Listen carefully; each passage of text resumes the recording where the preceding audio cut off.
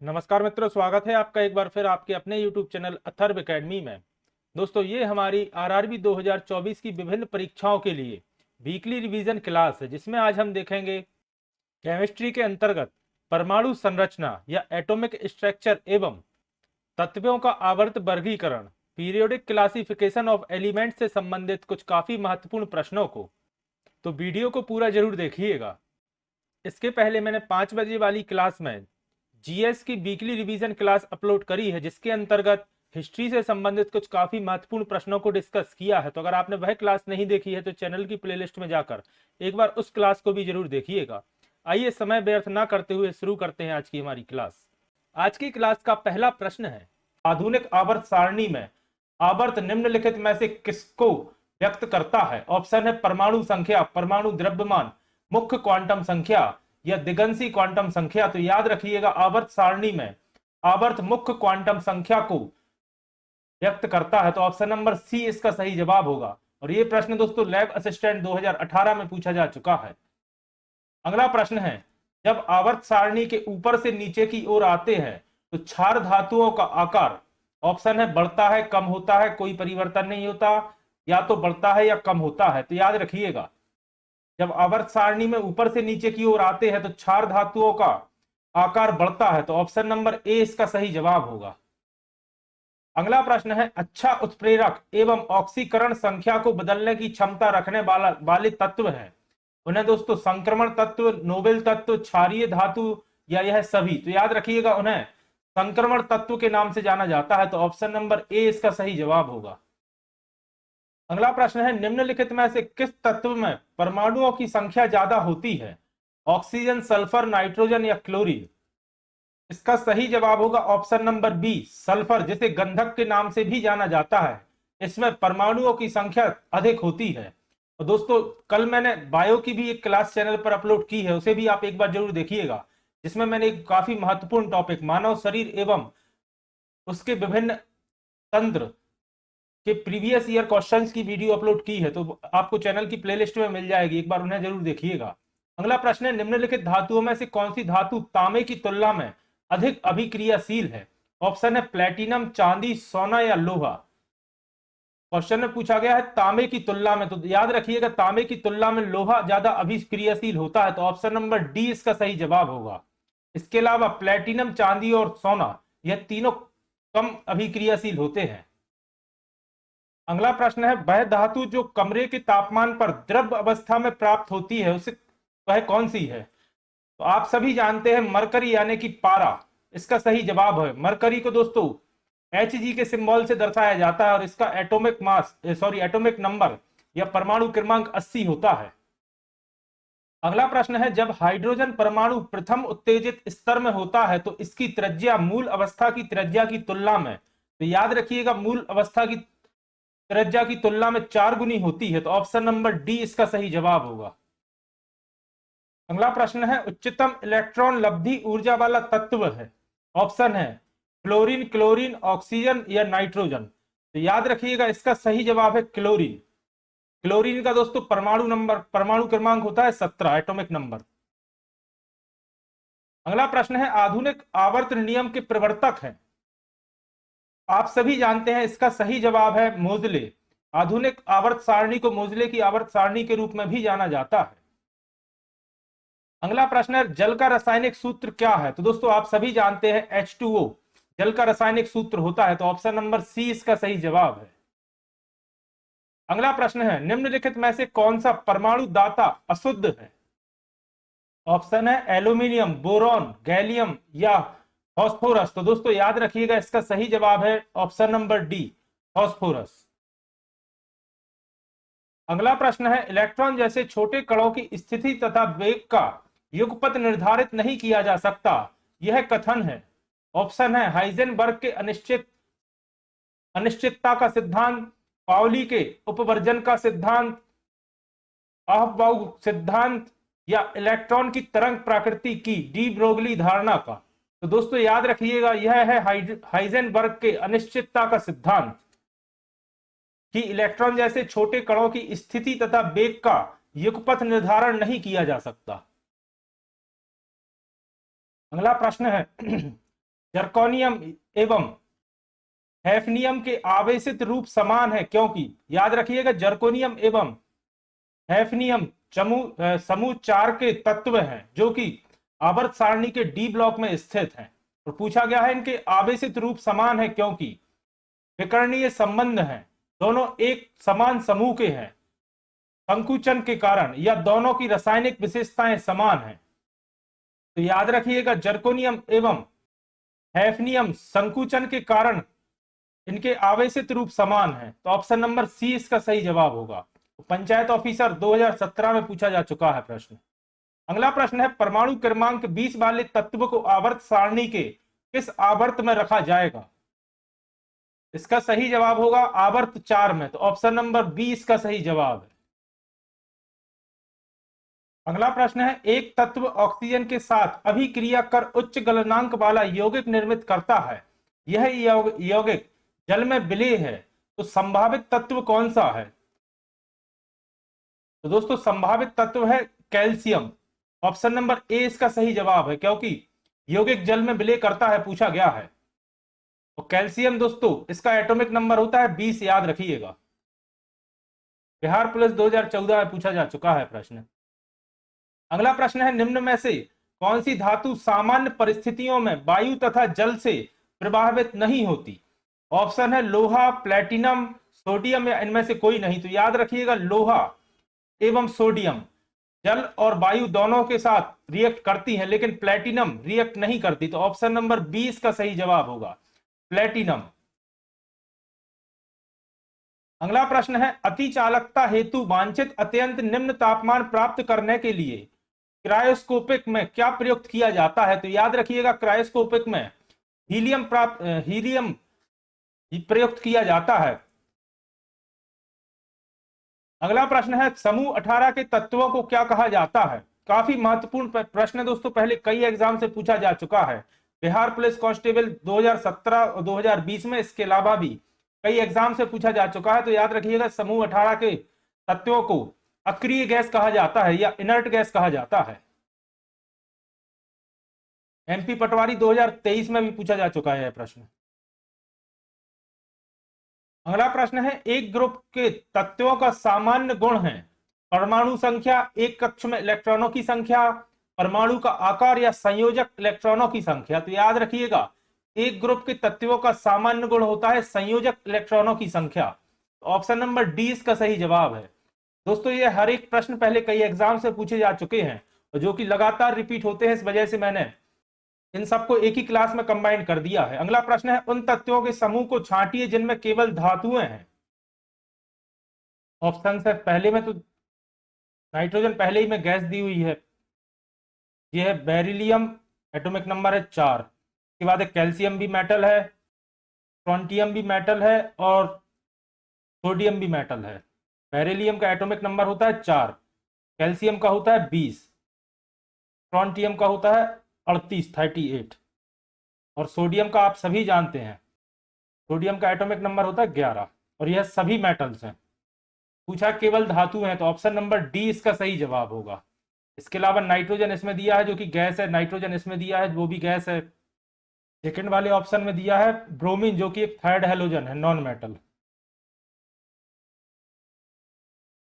अगला प्रश्न है निम्न में से कौन सी अक्रिय गैस नहीं है या इनर्ट गैस नहीं है? तो दोस्तों नियॉन एक इनर्ट गैस होती है, हीलियम भी एक इनर्ट गैस होती है, हाइड्रोजन इनर्ट गैस नहीं है, तो ऑप्शन नंबर सी इसका सही जवाब है। इसके अलावा आर्गन भी इनर्ट गैस होती है, ग्रुप 18 की जो गैसेस होती है वह इनर्ट गैस होती है। बिहार पुलिस कांस्टेबल 2020 और 16 में पूछा जा चुका है। अगला प्रश्न है निम्नलिखित में से कौन सी गैस हास्य गैस के रूप में जानी जाती है? काफी कॉमन क्वेश्चन है, पहले कई एग्जाम से पूछा जा चुका है। नाइट्रस ऑक्साइड इसका सही जवाब है, ऑप्शन नंबर डी N2O। और याद रखिएगा नाइट्रस ऑक्साइड जनरली लोगों को याद रहता है, लेकिन N2O से इसे दर्शाया जाता है, तो कई बार ऑप्शन में इस तरह से भी आ जाता है। बिहार पुलिस 2016, यूपी पुलिस 2018 और CDS 2002। अगला प्रश्न है बेरिलियम, बोरॉन, मैग्नीशियम या एल्यूमिनियम में से किसका द्वितीय आयनन विभव अधिक होता है? तो याद रखिएगा बोरॉन का द्वितीय आयनन विभव अधिक होता है, तो ऑप्शन नंबर बी इसका सही जवाब है। अगला प्रश्न है, निम्न में से किस खनिज को पीला केक कहा जाता है? काफी महत्वपूर्ण प्रश्न है, पहले कई एग्जाम्स में आ चुका है। तो याद रखिएगा, यूरेनियम को पीला खनिज कहा जाता है या पीला केक कहा जाता है। और यूरेनियम का सिंबल होता है, याद रखिएगा, यू से दर्शाया जाता है और उसका परमाणु क्रमांक या एटॉमिक नंबर होता है 92। यूरेनियम एक एक एक्टिनाइट श्रेणी का तत्व है, याद रखिएगा। और इसका अयस्क भी अधिकतर पूछा जाता है, तो याद रखिएगा पिच ब्लेंड यूरेनियम का मुख्य अयस्क है। पिच ब्लेंड ही दोस्तों रेडियम का भी अयस्क होता है। अगला प्रश्न है, निम्नलिखित में से कौन सा विकल्प अक्रिय गैस नहीं है? मतलब इनमें से इनर्ट गैस कौन सी नहीं है? क्रिप्टन, आर्गन, जेनॉन होती है, क्लोरीन नहीं है इनर्ट गैस। तो ऑप्शन नंबर डी इसका सही जवाब है। अगला प्रश्न है, किस प्राकृतिक तत्व का उच्चतम गलनांक है? ऑप्शन है लोहा, कार्बन, तांबा या रजत यानी कि सिल्वर। तो याद रखिएगा, कार्बन का गलनांक सर्वाधिक होता है, तो ऑप्शन नंबर बी इसका सही जवाब है।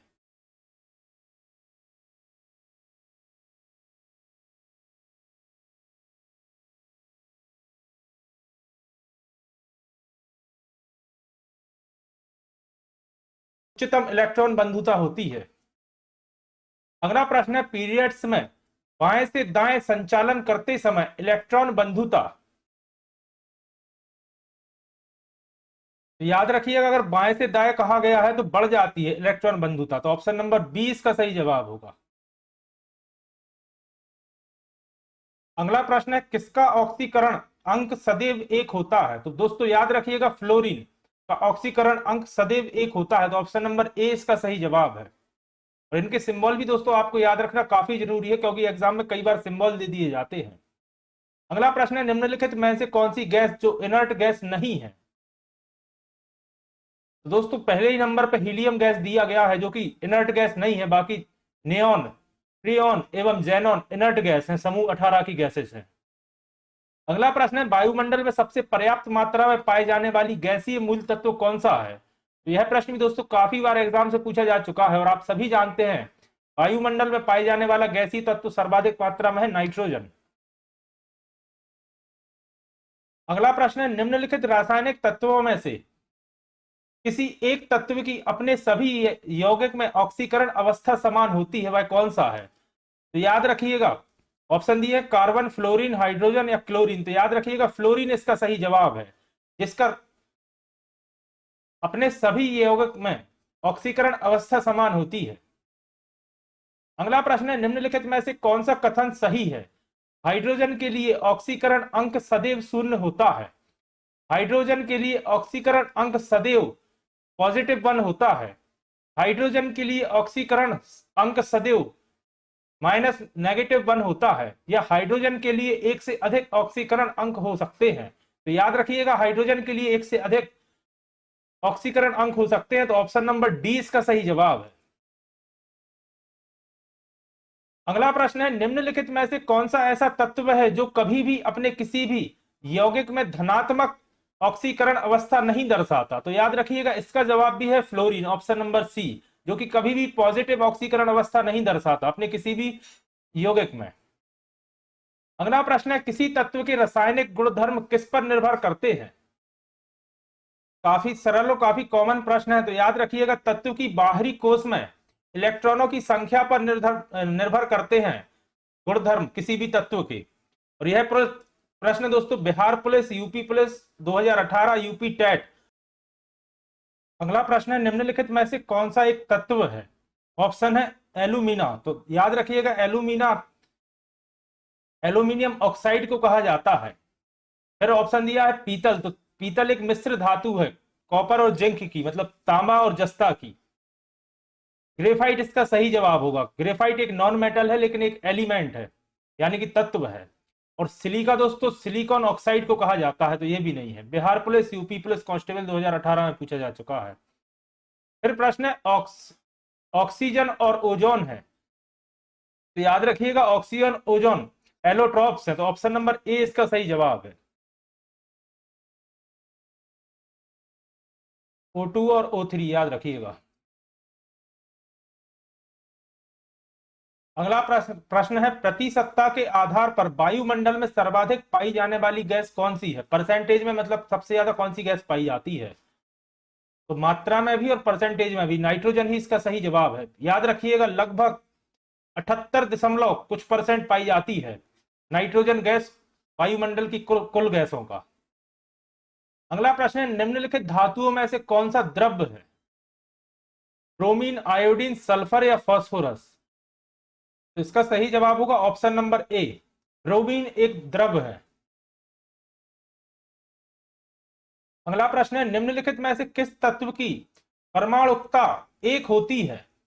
गंधक, ऑक्सीजन, क्लोरीन या आर्गन? तो याद रखिएगा आर्गन की होती है, ऑप्शन नंबर डी इसका सही जवाब है। और ये प्रश्न दोस्तों राजस्थान पीएससी 2020 में पूछा जा चुका है।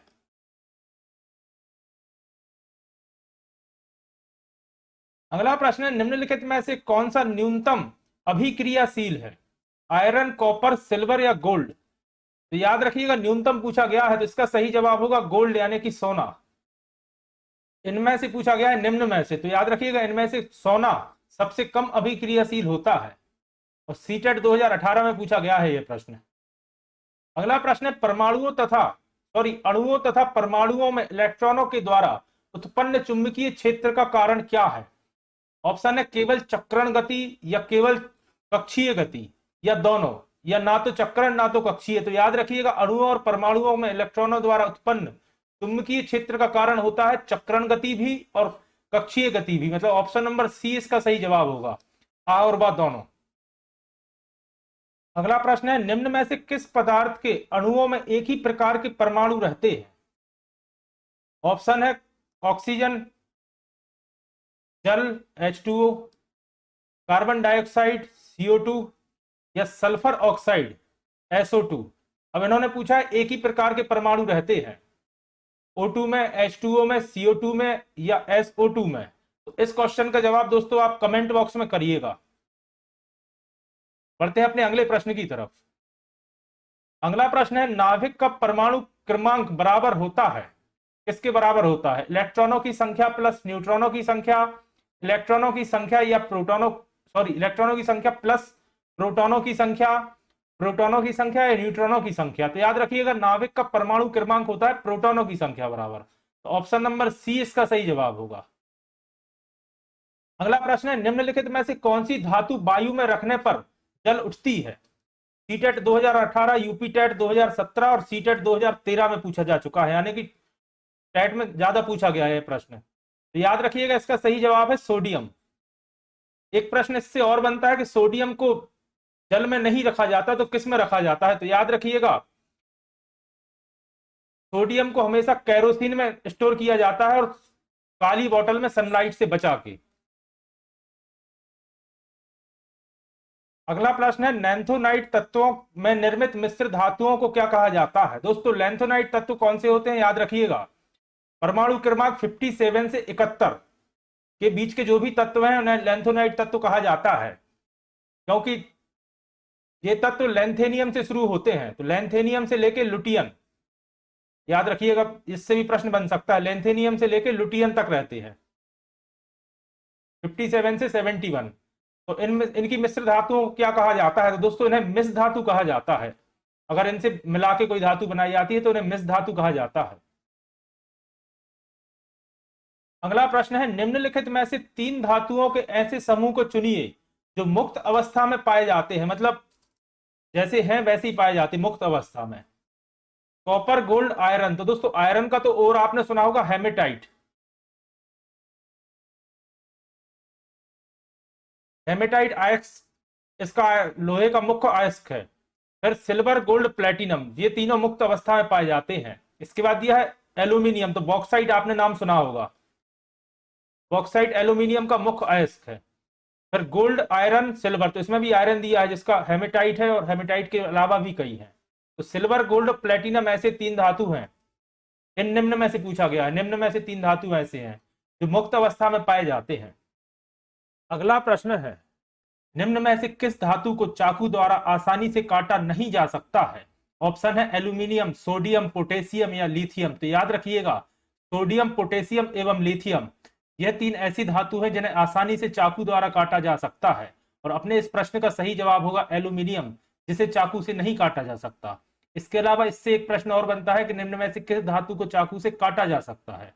तो याद रखिएगा सोडियम, पोटेशियम या लिथियम में से कोई एक आपको ऑप्शन में देखने को मिल सकता है। और दोस्तों आरआरबी लोको पायलट 2018 में पूछा जा चुका है यह प्रश्न। अगला प्रश्न है, डोबेरिनर त्रियक के प्रथम और तृतीय सदस्य फास्फोरस और एंटीमनी हैं, तो त्रियक का दूसरा सदस्य कौन सा है? तो दोस्तों याद रखिएगा फास्फोरस, एंटीमनी एवं त्रियक का तीसरा सदस्य आर्सेनिक होता है। इनका सीक्वेंस भी याद रखिएगा, फास्फोरस, आर्सेनिक एवं एंटीमनी। अगला प्रश्न है, किसने यह खोजा कि हर 8वें तत्व के गुण पहले तत्व के समान है? दोस्तों काफी महत्वपूर्ण प्रश्न है, पहले कई एग्जाम से पूछा जा चुका है। और याद रखिएगा यह चीज न्यूलैंड ने खोजी थी कि हर 8वें तत्व के गुण पहले तत्व के समान होते हैं। अगला प्रश्न था, एल्यूमिनियम ऑक्साइड प्रकृति में डैश है, उदासीन है, अम्लीय है, अभयधर्मी है या क्षारीय है? तो याद रखिएगा एल्यूमिनियम ऑक्साइड अपनी प्रकृति में उभयधर्मी है, तो ऑप्शन नंबर सी इसका सही जवाब है। अगला प्रश्न है, न्यूलैंड की आवर्त वर्गीकरण में 10वां तत्व किसके जैसा दिखता है? तो याद रखिएगा 10वां तत्व तीसरे तत्व की तरह दिखता है, तो ऑप्शन नंबर ए इसका सही जवाब होगा। लोको पायलट और आरआरबी ग्रुप डी दोनों एग्जाम से पूछा जा चुका है। अगला प्रश्न है, निम्नलिखित ट्राइड में से कौन सा एक डोबनेनर ट्राइड का प्रतिनिधित्व करता है? तो याद रखिएगा इसका सही जवाब है लिथियम, सोडियम एवं पोटेशियम, तो ऑप्शन नंबर ए इसका सही जवाब है। लिथियम, सोडियम एवं पोटेशियम डोबनेनर ट्राइड का प्रतिनिधित्व करते हैं। अगला प्रश्न है, जब तत्वों को परमाणु भारों के बढ़ते क्रम में व्यवस्थित किया जाता है तो बीच वाले तत्व का परमाणु भार अन्य दो तत्वों के परमाणु भारों के लगभग औसत होता है। इस नियम को जाना जाता है, यानी कि यह किसका नियम कहलाता है? ऑप्शन है मेंडलीव के नियम के रूप में, न्यूटन के नियम के रूप में, तो न्यूटन तो हो ही नहीं सकता, न्यूलैंड का अष्टक नियम या डॉबरे-राइजर के त्रिक नियम का। तो याद रखिएगा इसे डॉबरे-राइजर के त्रिक नियम के रूप में जाना जाता है। अगर सीक्वेंस में 3 तत्व दिए हैं जिन्हें इनके भारों के रूप में जमाया गया है, तो पहले और तीसरे के भार का औसत बीच वाले के भार के बराबर होगा, याद रखिएगा। ग्रुप डी में 2018 में पूछा गया था यह प्रश्न, और इसके अलावा भी कई एग्जाम से पूछा जा चुका है। अगला प्रश्न है, न्यूलैंड है यहाँ पे, न्यूलैंड के अष्टकों के नियम में निम्न तत्वों में से कौन सा तत्व अंतिम तत्व था? तो याद रखिएगा न्यूलैंड के अष्टकों के नियम के हिसाब से थोरियम आखिरी तत्व था, तो ऑप्शन नंबर सी इसका सही जवाब होगा। दोस्तों ये हर एक प्रश्न पहले कई एग्जाम्स में बार बार रिपीट हुए हैं और आने वाले एग्जाम्स में भी इनके रिपीट होने की काफी संभावना है, तो वीडियो को पूरा जरूर देखिएगा। अगला प्रश्न है, लोहा जो कि गुणों में कोबाल्ट और निकेल जैसा दिखता है, तो इन तत्वों से बहुत दूर रखा गया है, यह किसकी कमियों में से एक था? यानी कि लोहे के गुण कोबाल्ट और निकेल के गुण जैसे है, लेकिन पीरियोडिक टेबल में इन दोनों से काफी दूर रखे गए हैं, तो इसका क्या कारण है? तो दोस्तों ऑप्शन है आधुनिक आवर्त सारणी के कमियों के कारण, या न्यूलैंड्स का ऑक्टेव्स नियम के कारण, या डॉबरीनर का त्रिक के कारण, या मेंडलीव की आवर्त सारणी के कारण। तो याद रखिएगा लोहे को दूर न्यूलैंड्स के ऑक्टेव नियम के कारण कोबाल्ट और निकेल से दूर रखा गया। अगला प्रश्न है, न्यूलैंड्स के ऑक्टेव नियम के अनुसार प्रकृति में कितने तत्व मौजूद हैं? तो याद रखिएगा न्यूलैंड्स के ऑक्टेव नियम के अनुसार प्रकृति में कुल 56 तत्व मौजूद हैं, तो ऑप्शन नंबर ए इसका सही जवाब होगा 56। अगला प्रश्न है, किसके द्वारा किए गए तत्वों के वर्गीकरण के अनुसार मूल तत्वों को उनकी परमाणु संख्या के अनुसार बढ़ते क्रम में क्रमबद्ध किया गया था? तो आप सभी जानते हैं परमाणु संख्या के आधार पर मोजले के अनुसार तत्वों को क्रमबद्ध किया गया था, तो ऑप्शन नंबर सी इसका सही जवाब होगा मोजले। और यह काफी कॉमन प्रश्न है दोस्तों, कई एग्जाम से पूछा जा चुका है। अगला प्रश्न है, डॉब राइनर ने उत्प्रेरक के रूप में किस पर पहला अवलोकन किया था? ऑप्शन है एयू यानी कि गोल्ड, निकेल, प्लेटिनम या सिल्वर। तो याद रखिएगा रॉब राइनर ने उत्प्रेरक के रूप में प्लेटिनम पर पहला अवलोकन किया था? तो ऑप्शन नंबर सी इसका सही जवाब होगा। अगला प्रश्न है, न्यूलैंड की आवर्त तालिका में किन तत्वों को हेलोजन के साथ रखा गया है? तो याद रखिएगा, कोबाल्ट एवं निकेल के लिए हेलोजन के साथ रखा गया है। और दोस्तों कोबाल्ट और कॉपर में कंफ्यूज मत होइएगा। सीओ मतलब होता है कोबाल्ट, जिसका एटॉमिक नंबर होता है 27, और सीयू होता है कॉपर, जिसका एटॉमिक नंबर होता है 29। इसके अलावा सीई, जिसे सेरियम के नाम से जाना जाता है, और इसका एटॉमिक नंबर होता है 58। तो जनरली इनमें कंफ्यूज हो जाते हैं लोग। कोबाल्ट 27, कॉपर 29 और सेरियम सीजियम 58। इसका सही जवाब होगा कॉपर, सॉरी, कोबाल्ट एवं निकेल। अगला प्रश्न है, मेंडलीव की आवर्त सारणी में क्षैतिज स्तंभ को क्या कहा जाता है? तो दोस्तों इस आवर्त सारणी का नाम ही, मेंडलीव की आवर्त सारणी का नाम ही आवर्त के नाम पर रखा गया है। तो इसका सही जवाब होगा ऑप्शन नंबर बी, आवर्त। अगला प्रश्न है, किस सन में न्यूलैंड्स ने परमाणु द्रव्यमान के बढ़ते क्रम के अनुसार ज्ञात तत्वों की व्यवस्था की और पाया कि प्रत्येक 8वें तत्व के गुण पहले तत्व के गुणों के समान हैं? तो याद रखिएगा, वर्ष 1864 काफी महत्वपूर्ण है। वर्ष 1864 में न्यूलैंड्स ने परमाणु द्रव्यमानों के बढ़ते क्रम के अनुसार ज्ञात तत्वों की व्यवस्था की, मतलब बढ़ते क्रम में उनके द्रव्यमानों के अनुसार उन्हें आवर्त सारणी में अरेंज किया और पाया कि प्रत्येक 8वें तत्व के गुण पहले तत्व के गुणों के समान होते हैं। तो यह प्रश्न इस तरह भी पूछा जाता है कि किसने यह सबसे पहले देखा था कि 8वें तत्व के गुण पहले तत्व के गुण के समान होते हैं? तो याद रखिएगा, न्यूलैंड्स ने। अगला प्रश्न है, किसने आधुनिक आवर्त सारणी को स्वरूप दिया जिसके अनुसार तत्वों के भौतिक तथा रासायनिक गुणों उनके परमाणु क्रमांकों के आवर्ती फलन होते हैं? तो दोस्तों जहां परमाणु क्रमांक की बात की जाती है, तो याद रखिएगा, आधुनिक आवर्त सारणी के जनक हेनरी मोजले को माना जाता है, जिन्होंने परमाणु क्रमांक के अनुसार अरेंज किया था। और जहां पर दोस्तों द्रव्यमान की बात की जाती है, वहां पर न्यूलैंड्स का नाम याद रखिएगा। अगला प्रश्न है, न्यूलैंड्स के अष्टक नियम के अनुसार लौह के गुणों में किसके जैसे दिखाई देते हैं? इन तत्वों से बहुत दूर रखा गया है। तो दोस्तों लोहे के गुण कोबाल्ट एवं निकेल की समान दिखाई देते हैं। तो ऑप्शन नंबर ए इसका सही जवाब होगा, कोबाल्ट एवं निकेल। अगला प्रश्न है, न्यूलैंड्स, मेंडलीव एवं मेयर नामक वैज्ञानिकों ने किसका विकास किया? ऑप्शन है धातु विज्ञान, आवर्त सारणी विषय वस्तु, परमाणु संरचना या तत्वों की खोज। तो याद रखिएगा, न्यूलैंड्स, मेंडलीव एवं मेयर ने आवर्त सारणी विषय वस्तु का विकास किया है। तो ऑप्शन नंबर 20 का सही जवाब होगा। अगला प्रश्न है, आवर्त सारणी का आविष्कार किसने किया, यानी कि सबसे पहले आविष्कार किसने किया? तो याद रखिएगा, दमित्री मेंडलीव ने आवर्त सारणी का आविष्कार किया है। इसके अलावा याद रखिएगा, लेवोइजियर को फादर ऑफ केमिस्ट्री कहा जाता है, एंटोनी लेवोइजियर को।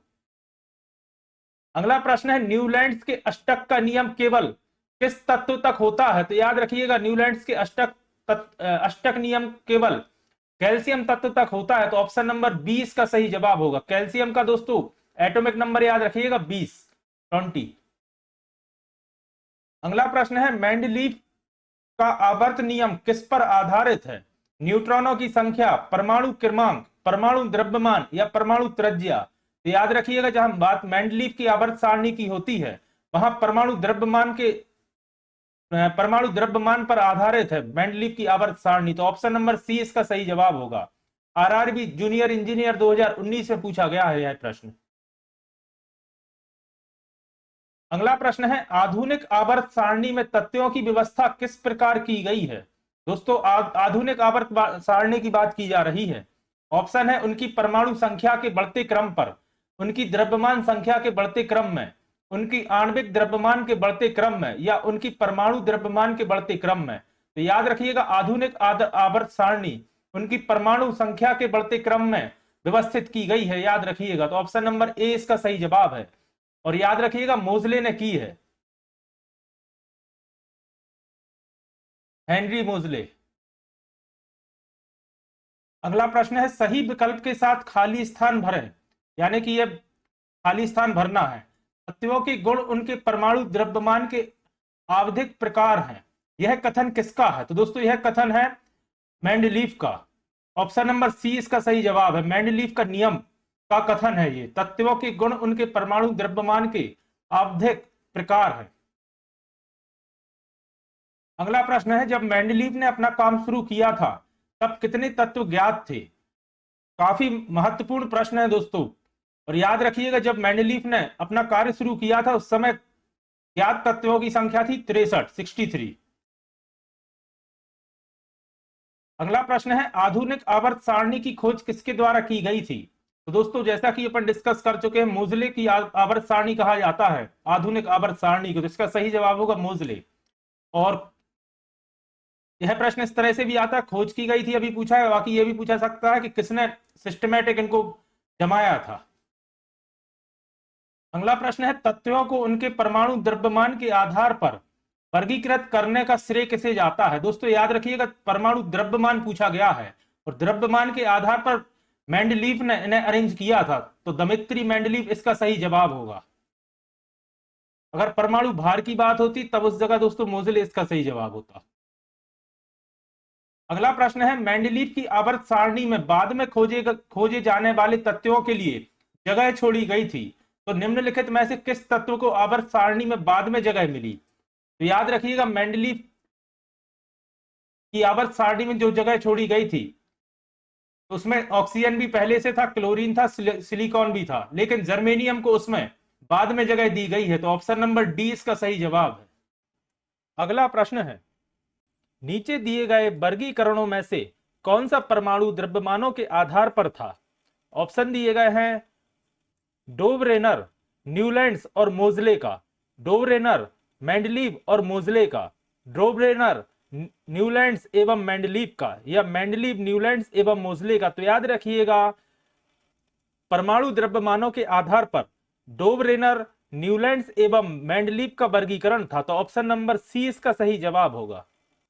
अगला प्रश्न है, आधुनिक आवर्त सारणी में कौन से दो आवर्तों में 8 तत्व मौजूद हैं? ऑप्शन में दिया गया है 4 और 5, 3 और 4, 1 और 2 और 2 और 3। तो याद रखिएगा, आधुनिक आवर्त सारणी में 2 और 3 आवर्तों में आवर्तों की संख्या, तत्वों की संख्या 8 होती है। याद रखिएगा, आवर्त नंबर 2 में और आवर्त नंबर 3 में 8 तत्व होते हैं। अगला प्रश्न है, रासायनिक गुणों के मध्य मेंडलीव ने किन तत्वों के साथ मिलकर बने यौगिकों पर ध्यान केंद्रित किया था? तो याद रखिएगा, मेंडलीव ने हाइड्रोजन एवं ऑक्सीजन के साथ मिलकर बने तत्वों के यौगिकों पर ध्यान केंद्रित किया था। अगला प्रश्न है, मेंडलीव की आवर्त सारणी में लंब रूप स्तंभों को और क्षैतिज पंक्तियों को क्या कहा जाता है? तो याद रखिएगा, लंब रूप स्तंभों को एवं क्षैतिज पंक्तियों को समूह एवं आवर्त कहा जाता है। तो ऑप्शन नंबर बी इसका सही जवाब होगा। और दोस्तों यह सभी प्रश्न पहले कई एग्जाम्स में बार बार रिपीट हो चुके हैं, तो आपके एग्जाम की दृष्टि से काफी महत्वपूर्ण है, तो वीडियो को पूरा जरूर देखिएगा। अगला प्रश्न है, मेंडलीव की आवर्त सारणी में तत्वों के गुणों को उनके डैश का आवधिक स्वभाव माना जाता है, यानी कि उनके किसका स्वभाव माना जाता है? ऑप्शन है परमाणु संख्या, परमाणु द्रव्यमान, परमाणु का आकार, या आयनीकरण एंथैल्पी। याद रखिएगा, मेंडलीव की आवर्त सारणी में तत्वों के गुणों को उनके परमाणु द्रव्यमान का आवधिक स्वभाव माना जाता है। तो ऑप्शन नंबर बी इसका सही जवाब होगा। याद रखिएगा, मेंडलीव ने अपनी आवर्त सारणी में तत्वों को उनके द्रव्यमान के अनुसार अरेंज किया था। तो यह प्रश्न भी पूछा जाता है। अगला प्रश्न है, मेंडलीव की आवर्त सारणी में निम्न समूहों में से किस तत्व समूह को बाद में तालिका में जगह मिली है? यानी कि पूछा गया है, मेंडलीव की आवर्त सारणी यानी कि पीरियोडिक टेबल में इन दिए गए समूहों में से किस समूह को बाद में जगह दी गई है? ऑप्शन में दिया गया है SE यानी कि स्कैंडियम, Ga का मतलब होता है गैलीनियम, और Ca यानी कि कैल्शियम आप सभी जानते हैं। तो स्कैंडियम एवं गैलीनियम को तो बाद में जगह मिली है, पर Ca यानी कि कैल्शियम इसमें पहले से था। फिर है स्कैंडियम, गैलीनियम एवं जर्मेनियम। तो यही इस प्रश्न का सही जवाब होगा। स्कैंडियम, गैलीनियम एवं जर्मेनियम को मेंडलीव की आवर्त सारणी में बाद में जगह दी गई है। इसके अलावा इनका एटॉमिक नंबर भी याद रखिएगा। अगर बात की जाए स्कैंडियम की यानी कि Sc की, तो इसका एटॉमिक नंबर होता है 21। अगर बात की जाए गैलीनियम की तो इसका एटॉमिक नंबर होता है 31, 31। कैल्शियम का आप सभी जानते हैं एटॉमिक नंबर होता है कैल्शियम का 20। बात की जाए अगर जर्मेनियम की जीई तो इसका एटॉमिक नंबर होता है 32। इसके अलावा ऑप्शन में दिया गया है मैग्नीशियम, तो इसका होता है 12। और सोडियम का आप सभी जानते हैं 11। मैं एटॉमिक नंबर बार बार इसलिए रिपीट करता हूं ताकि आपको सुनते सुनते याद हो जाए। हो सकता है किसी प्रश्न में आपको इसकी जरूरत पड़ जाए और एग्जाम में याद आ जाए। अगला प्रश्न है आधुनिक आवर्त सारणी की तीसरी अवधि और 8वें समूह में रखी गई नोबल गैस का नाम बताइए। तो याद रखिएगा आधुनिक आवर्त सारणी में तीसरी अवधि में एवं 8वें समूह में रखी गई गैस का नाम है आर्गन। तो ऑप्शन नंबर डी इसका सही जवाब होगा। आर्गन आप सभी जानते हैं एक नोबेल गैस है और इसका एटॉमिक नंबर होता है 18, याद रखिएगा, और इसका सिंबल होता है AR। अगला प्रश्न है किसके अनुसार तत्वों के गुणधर्म उनके परमाणु भारों के आवर्ती फलन होते हैं। तो याद रखिएगा इसे मेंडलीव का आवर्ती नियम कहा जाता है कि तत्वों के गुणधर्म उनके परमाणु भारों के आवर्ती फलन होते हैं। तो ऑप्शन नंबर 20 का सही जवाब होगा मेंडलीव का आवर्ती नियम। आइए बढ़ते हैं अपने अगले प्रश्न की तरफ। अगला प्रश्न है निम्नलिखित में से कौन सा तत्व मेंडलीव की आवर्त सारणी में एक निश्चित स्थान नहीं पा सका। ऑप्शन दिया गया है सल्फर, नाइट्रोजन, ऑक्सीजन या हाइड्रोजन। तो याद रखिएगा काफी महत्वपूर्ण प्रश्न है और इसका एग्जाम में आने की काफी चांसेस रहते हैं। याद रखिएगा हाइड्रोजन ऐसा तत्व है जिसे मेंडलीव की आवर्त सारणी में एक निश्चित स्थान नहीं दिया गया था। तो ऑप्शन नंबर डी इसका सही जवाब होगा। और मॉडर्न पीरियोडिक टेबल या आधुनिक आवर्त सारणी में आप सभी जानते हैं हाइड्रोजन का स्थान होता है 1, जिसका एटॉमिक नंबर 1 होता है। अगला प्रश्न है मेंडलीव की आवर्त सारणी में तत्वों को किस क्रम में व्यवस्थित किया गया था। ऑप्शन है परमाणु द्रव्यमानों के बढ़ते क्रम में, परमाणु द्रव्यमानों के घटते क्रम में, परमाणु क्रमांकों के बढ़ते क्रम में या परमाणु क्रमांकों के घटते क्रम में। तो याद रखिएगा जहां मेंडलीव की आवर्त सारणी की बात की जाए वहां तत्वों को परमाणु द्रव्यमानों के बढ़ते क्रम में व्यवस्थित किया गया था या अरेंज किया गया था। तो ऑप्शन नंबर ए इस प्रश्न का सही जवाब होगा। अगला प्रश्न है मेंडलीव की आवर्त सारणी किस वर्ष के दौरान एक जर्मन पत्रिका में प्रकाशित हुई थी। वर्ष 1874 में, वर्ष 1873 में, वर्ष 1871 में या वर्ष 1872 में। तो याद रखिएगा मेंडलीव की आवर्त सारणी वर्ष 1872 में एक जर्मन पत्रिका में प्रकाशित हुई थी। तो ऑप्शन नंबर डी इसका सही जवाब होगा। अगला प्रश्न है 4 तत्वों के परमाणु क्रमांक निम्न अनुसार हैं। दिया गया है F9 यानी कि फ्लोरीन 9, P यानी कि फास्फोरस, इस तरफ दिए गए हैं उनके एटॉमिक नंबर और ये दिए गए हैं उनके सिंबल। F का मतलब होता है फ्लोरीन, फ्लोरीन, फास्फोरस 15, क्लोरीन 17 और आर्गन 18। पूछा गया है निम्न में से कौन से 2 तत्व रासायनिक रूप से समान है। तो याद रखिएगा फ्लोरीन एक हेलोजन है और रूम टेम्परेचर पे एक गैस है या गैस के फॉर्म में रहता है। फास्फोरस सॉलिड है आप सभी जानते हैं। क्लोरीन भी एक हेलोजन है और रूम टेम्परेचर पर गैस के फॉर्म पर रहता है। और आर्गन एक नोबल गैस है। और पूछा गया है रासायनिक रूप से समान है, तो फ्लोरीन एवं क्लोरीन हेलोजन है और रूम टेम्परेचर पर गैस के फॉर्म में रहती हैं, यानी कि एफ और सीएल। ऑप्शन नंबर ए इसका सही जवाब होगा। आर्गन भी गैस है लेकिन आर्गन एक नोबल गैस है, याद रखिएगा। और फ्लोरीन और क्लोरीन हेलोजेंस हैं। आइए बढ़ते हैं अपने अगले प्रश्न की तरफ। अगला प्रश्न है मेंडलीव की आवर्त सारणी में तालिका डैश निकल से पहले दिखाई देता है, यानी कि पूछा गया है मेंडलीव की आवर्त सारणी में निकल के पहले क्या दिखाई देता है। तो याद रखिएगा निकल का एटॉमिक नंबर होता है 28। इसके अलावा ऑप्शन देखते हैं। पूछा गया है निकल के पहले क्या रहता है। स्ट्रोंटियम का होता है 38, रूबिडियम का होता है 37, कोबाल्ट का होता है 27, यानी कि इसका सही जवाब होगा कोबाल्ट। कोबाल्ट का एटॉमिक नंबर है 27 और निकल का है 28, यानी कि निकल के पहले रहता है कोबाल्ट। और एमओ सिंबल होता है मोलिब्डेनल का, जिसका एटॉमिक नंबर होता है 42, याद रखिएगा। पूछा गया था निकल के पहले क्या रहता है, यानी कि 28 के पहले 27 कोबाल्ट रहता है। अगला प्रश्न है, निम्नलिखित में से कौन यह बताता है कि तत्वों के गुण उनके परमाणु संख्या पर आधारित आवधिक फलन है। याद रखिएगा, पूछा गया है परमाणु संख्या पर। ऑप्शन दिए गए हैं, आधुनिक आवधिक नियम, डोबे-राइनर का त्रिक, न्यूलैंड्स का ऑक्टप्स नियम या मेंडलीव का आवधिक नियम। तो याद रखिएगा, परमाणु संख्या की अगर बात की जाए तो आधुनिक आवधिक नियम बताता है कि तत्वों के गुण उनके परमाणु संख्या पर आवधिक फलन होते हैं। तो ऑप्शन नंबर ए अपना सही जवाब होगा। मेंडलीव का नियम बताता है कि परमाणु द्रव्यमान पर होता है और आधुनिक आवधिक नियम बताता है परमाणु संख्या पर होता है। याद रखिएगा इन दोनों का डिफरेंस। अगला प्रश्न है, मेंडलीव की आवर्त सारणी में ऊर्ध्वाधर कॉलम को क्या कहा जाता है। यानी कि डायरेक्ट पूछा गया है कॉलम को क्या कहा जाता है। ऑप्शन है वर्ग, समूह, इकाई या आवर्त। तो याद रखिएगा, अगर ऊर्ध्वाधर कॉलम की बात की जाए तो उसे समूह कहा जाता है। तो ऑप्शन नंबर बी इसका सही जवाब होगा। अगला प्रश्न है, उस रूसी रसायन वैज्ञानिक का नाम बताएं जिसने यह प्रतिपादित किया था कि तत्वों के गुणधर्म उसके परमाणु द्रव्यमानों का एक आवधिक कार्य है। ऑप्शन दिया गया है मार्कोव निकोव, जेलिंस्की, मेंडलीव या जेतसेव। तो याद रखिएगा, यह प्रतिपादित मेंडलीव ने किया था या मेंडलीव के अकॉर्डिंग यह कहा गया था कि तत्वों के गुणधर्म उसके परमाणु द्रव्यमानों पर एक आवधिक कार्य है, द्रव्यमानों का एक आवधिक कार्य है। याद रखिएगा।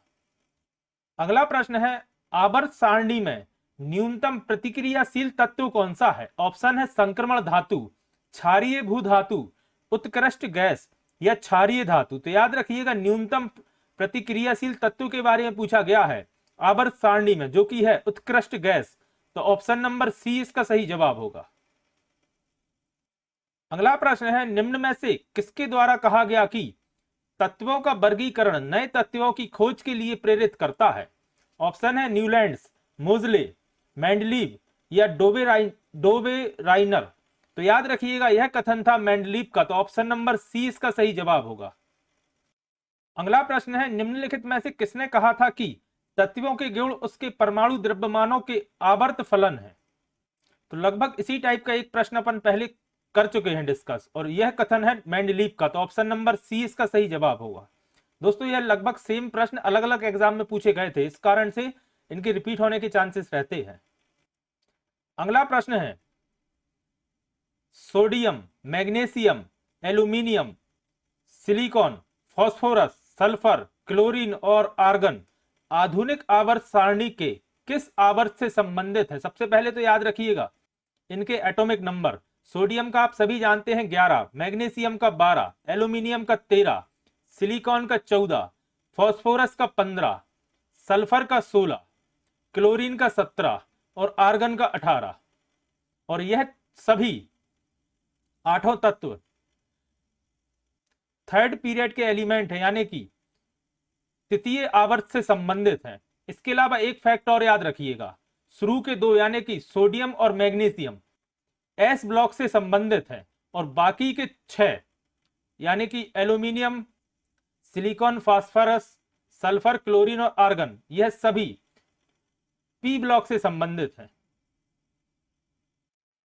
अगला प्रश्न है, तत्व फ्लोरीन, क्लोरीन, ब्रोमीन, आयोडीन और एस्टेटिन को सामान्यतः किस नाम से जाना जाता है। तो याद रखिएगा, यह सभी हेलोजेंस के नाम से जाने जाते हैं। तो ऑप्शन नंबर ए इसका सही जवाब होगा। फ्लोरीन, क्लोरीन, ब्रोमीन, आयोडीन, यह सभी हेलोजेंस हैं, याद रखिएगा। अगला प्रश्न है, निम्नलिखित में से कौन सा तत्व मेंडलीव की आवर्त सारणी में ई का एल्यूमिनियम की जगह लेता है। तो याद रखिएगा, मेंडलीव की आवर्त सारणी में ई का एल्यूमिनियम की जगह गैलियम लेता है। तो ऑप्शन नंबर बी इसका सही जवाब होगा, गैलियम, याद रखिएगा। अगला प्रश्न है, संक्रमण तत्व क्या होते हैं। ऑप्शन है वह तत्व जिनमें दो बाहरी सेल अधूरे होते हैं, वह तत्व जिनमें धातुओं और गैर धातुओं दोनों के गुण होते हैं, इसमें सबसे बाहरी सेल में 8 इलेक्ट्रॉन होते हैं, वह तत्व जिनमें 3 बाहरी सेल अधूरे होते हैं। तो याद रखिएगा, संक्रमण तत्व वह होते हैं जिनमें बाहरी 2 सेल अधूरे होते हैं। तो ऑप्शन नंबर ए इसका सही जवाब होगा। अगला प्रश्न है, आधुनिक आवर्त सारणी के किस वर्ग में पूर्ण आवरण वाले संयोजी इलेक्ट्रॉन और रासायनिक रूप से सक्रिय तत्व होते हैं। तो याद रखिएगा आधुनिक आवर्त सारणी के वर्ग 18 में ऑप्शन नंबर सी इसका सही जवाब होगा। वर्ग 18 में पूर्ण आवरण वाले संयोजी इलेक्ट्रॉन और रासायनिक रूप से सक्रिय तत्व होते हैं। Highly reactive elements. अगला प्रश्न है आधुनिक आवर्त सारणी में तत्वों को किस प्रकार व्यवस्थित किया गया है। ऑप्शन है परमाणु द्रव्यमान के घटते क्रम पर, परमाणु द्रव्यमान के बढ़ते क्रम पर, परमाणु क्रमांक के बढ़ते क्रम में, या परमाणु क्रमांक के घटते क्रम में। तो याद रखिएगा जहां आधुनिक आवर्त सारणी की बात की जाए वहां परमाणु क्रमांक के बढ़ते क्रम पर तत्वों को अरेंज किया गया है या व्यवस्थित किया गया है, और जहां मेंडलीव की आवर्त सारणी की बात की जाए वहां परमाणु द्रव्यमान के बढ़ते क्रम पर व्यवस्थित किया गया है। तो इस प्रश्न का सही जवाब होगा ऑप्शन नंबर सी, परमाणु क्रमांक के बढ़ते क्रम पर आधुनिक आवर्त सारणी में। अगला प्रश्न है निम्नलिखित में से गलत मिलान को ज्ञात करें। सबसे पहले दिया है तांबा, एक तरफ नाम दिए हैं और एक तरफ उनके सिंबल। तो तांबा यानी कि कॉपर, तो यह सही है। इसके अलावा इनके एटॉमिक नंबर भी याद रखिएगा, कॉपर का होता है 29। फिर है सोना Au, तो Au भी गोल्ड का सिंबल है, याद रखिएगा इसका एटॉमिक नंबर होता है 79। फिर है पारा, इसके आगे दिया गया है Mg, और आप सभी जानते हैं Mg होता है सिंबल मैग्नीशियम का और पारा का होता है Hg, Hg यानी कि मरकरी, इसका एटॉमिक नंबर होता है 80, तो यह गलत है। फिर है प्लेटिनम, तो प्लेटिनम का सिंबल सही है और इसका एटॉमिक नंबर होता है 78। फिर है चांदी, चांदी को Ag से दर्शाया जाता है और इसका एटॉमिक नंबर होता है 47। और पारा की जगह पर दिया था मैग्नीशियम, मैग्नीशियम का एटॉमिक नंबर भी याद रखिएगा, मैग्नीशियम का एटॉमिक नंबर होता है 12 और पारा का Hg सिंबल होता है और एटॉमिक नंबर होता है 80। तो यानी कि यहां पर सिंबल गलत दिया गया है, सिर्फ E, यहां थोड़ी सी नंबरिंग गलत हो गई, ABCD होना थी। B और C, 1 2 तीसरे नंबर पर पारा दिया है यानी कि C है, तो सिर्फ C गलत है। तो ऑप्शन नंबर डी इसका सही जवाब होगा। पूछा गया था निम्न में से गलत मिलान को ज्ञात करें, तो C मिलान गलत है। आइए बढ़ते हैं अपने अगले प्रश्न की तरफ। अगला प्रश्न है तीसरे आवर्त के तत्वों में कक्षों की संख्या कितनी होती है। तो याद रखिएगा तीसरे आवर्त के तत्वों में 3 कक्ष होते हैं, तो ऑप्शन नंबर डी इसका सही जवाब होगा। अगला प्रश्न है आधुनिक आवर्त सारणी में निम्नलिखित समूहों में से किसमें नोबेल गैसों को रखा गया है। तो याद रखिएगा नोबेल गैसों को समूह 18 में रखा गया है, तो ऑप्शन नंबर डी इसका सही जवाब होगा। अगला प्रश्न है आधुनिक आवर्त सारणी में पहली धातु तत्व कौन सा है। तो पहला धातु तत्व है लिथियम, यानी कि ऑप्शन नंबर ए इसका सही जवाब होगा। अगला प्रश्न है दिए गए कथनों में से सही कथन का चयन करें, या कौन सा कथन सही है। कथन दिए गए हैं दूसरे समूह के तत्वों को क्षार धातुएं कहा जाता है, तो यह गलत है। पहले समूह के तत्वों को क्षारीय मृदा धातु कहा जाता है, यह भी गलत है।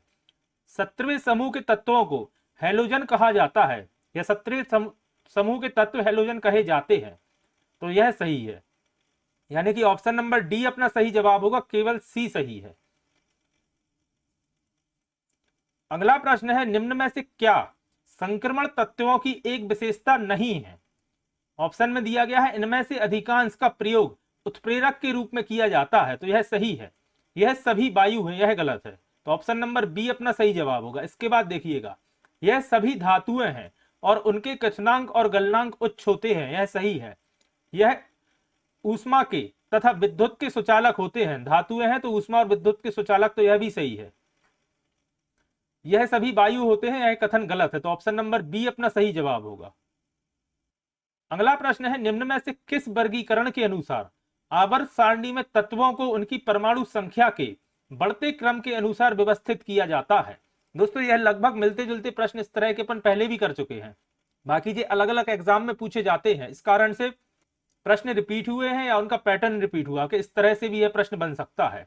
और आप सभी जानते हैं जब परमाणु संख्या की बात की जाए वहां आधुनिक आवर्त सारणी में उन्हें परमाणु संख्या के हिसाब से बढ़ते क्रम में व्यवस्थित किया है या अरेंज किया है, और जहां परमाणु द्रव्यमान की बात की जाए वहां मेंडलीव की आवर्त सारणी में अरेंज किया है, याद रखिएगा।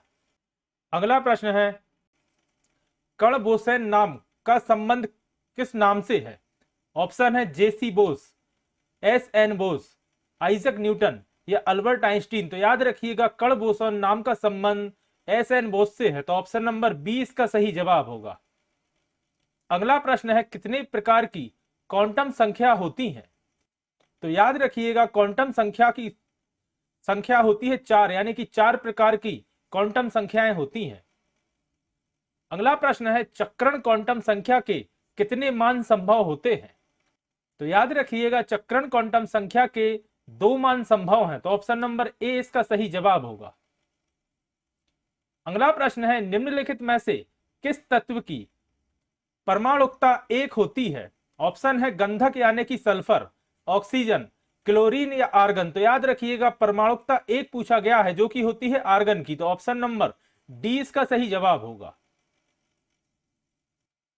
अगला प्रश्न है 52 ग्राम हीलियम में मोलों की संख्या कितनी होती है? तो याद रखिएगा इसको 4 से भाग देंगे तो 52 ग्राम हीलियम में मोलों की संख्या होती है 13, तो ऑप्शन नंबर 20 का सही जवाब होगा। अगला प्रश्न है किसी तत्व की द्रव्यमान संख्या किससे संदर्भित की जाती है? ऑप्शन है प्रोटॉन की संख्या से, न्यूट्रॉन्स की संख्या से, प्रोटॉन और न्यूट्रॉन की संख्या से या इलेक्ट्रॉन और प्रोटॉन की संख्या से। तो याद रखिएगा किसी तत्व के द्रव्यमान की संख्या प्रोटॉन और न्यूट्रॉन की संख्या से प्रदर्शित या संदर्भित की जाती है, तो ऑप्शन नंबर सी इसका सही जवाब होगा। अगला प्रश्न है रसायन शास्त्र में कौन सी वस्तु है जिससे छोटे सरल रासायनिक वस्तुओं में विभाजित नहीं किया जा सकता तथा वह एक प्रकार के अनुक्रमों से बनी होती है? ऑप्शन दिया गया है कंपाउंड, तत्व यानी कि एलिमेंट, गैस या मिश्रण यानी कि मिक्सचर। तो याद रखिएगा तत्व ऐसे वस्तु होती है, ऐसे एलिमेंट्स होते हैं जिसके छोटे सरल रासायनिक वस्तुओं में विभाजित नहीं किया जा सकता और वह एक प्रकार के अनुक्रमों से बनी होती है। तो इसका सही जवाब होगा ऑप्शन नंबर बी, तत्व या एलिमेंट्स। अगला प्रश्न है रसायन शास्त्र में उस मिश्रण को क्या कहते हैं जो समरूप हो तथा जिसके अवयवों को आसानी से पहचाना नहीं जा सकता? ऑप्शन में दिया गया है शुद्ध वस्तु, यौगिक, समरूप या भिन्न। तो याद रखिएगा उन्हें समरूप यानी कि होमोजीनियस कहा जाता है, तो ऑप्शन नंबर सी इसका सही जवाब होगा। अगला प्रश्न है किसी तत्व की परमाणु संख्या किससे संदर्भित की जाती है? ऑप्शन है प्रोटॉन की संख्या से, न्यूट्रॉन्स की संख्या से, प्रोटॉन और न्यूट्रॉन की संख्या से या एक अणु में परमाणुओं की संख्या से।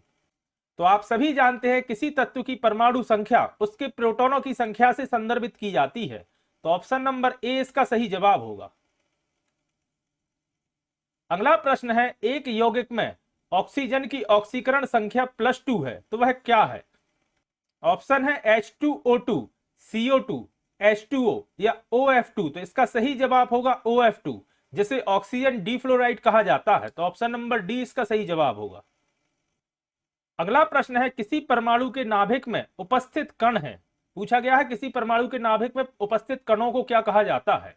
ऑप्शन है प्रोटॉन एवं इलेक्ट्रॉन्स, न्यूट्रॉन एवं इलेक्ट्रॉन्स, प्रोटॉन एवं न्यूट्रॉन्स, प्रोटॉन न्यूट्रॉन्स एवं इलेक्ट्रॉन्स। तो आप सभी जानते हैं नाभिक में प्रोटॉन एवं न्यूट्रॉन्स रहते हैं और उनके बाहरी कक्ष में इलेक्ट्रॉन्स रहते हैं, याद रखिएगा। तो ऑप्शन नंबर सी इसका सही जवाब होगा। प्रोटॉन एवं न्यूट्रॉन्स नाभिक में उपस्थित होते हैं किसी परमाणु के। अगला प्रश्न है द्विधात्मक जिंक आयन जिसका द्रव्यमान संख्या 70 है में न्यूट्रॉन की संख्या कितनी होगी? तो याद रखिएगा द्विधात्मक जिंक आयन जिसका द्रव्यमान 70 है उसमें न्यूट्रॉनों की संख्या होगी 40, तो ऑप्शन नंबर बी इसका सही जवाब होगा। अगला प्रश्न है दो नाभिकों की त्रिज्याओं का अनुपात 1:2 है, इनकी द्रव्यमान संख्याओं का अनुपात कितना होगा? तो याद रखिएगा त्रिज्याओं का अनुपात 1:2 है तो इनके द्रव्यमानों की संख्या का अनुपात होगा 1:8, तो ऑप्शन नंबर ए इसका सही जवाब होगा।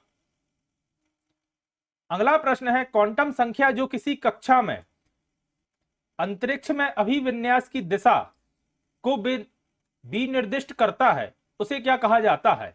ऑप्शन है मुख्य क्वांटम संख्या, कक्षीय क्वांटम संख्या, चुंबकीय क्वांटम संख्या या प्रचक्रण क्वांटम संख्या। तो याद रखिएगा उसे कक्षीय क्वांटम संख्या कहा जाता है, तो ऑप्शन नंबर बी इसका सही जवाब होगा। अगला प्रश्न है, नाभिक की खोज रदरफोर्ड ने किन कणों की सहायता से की थी?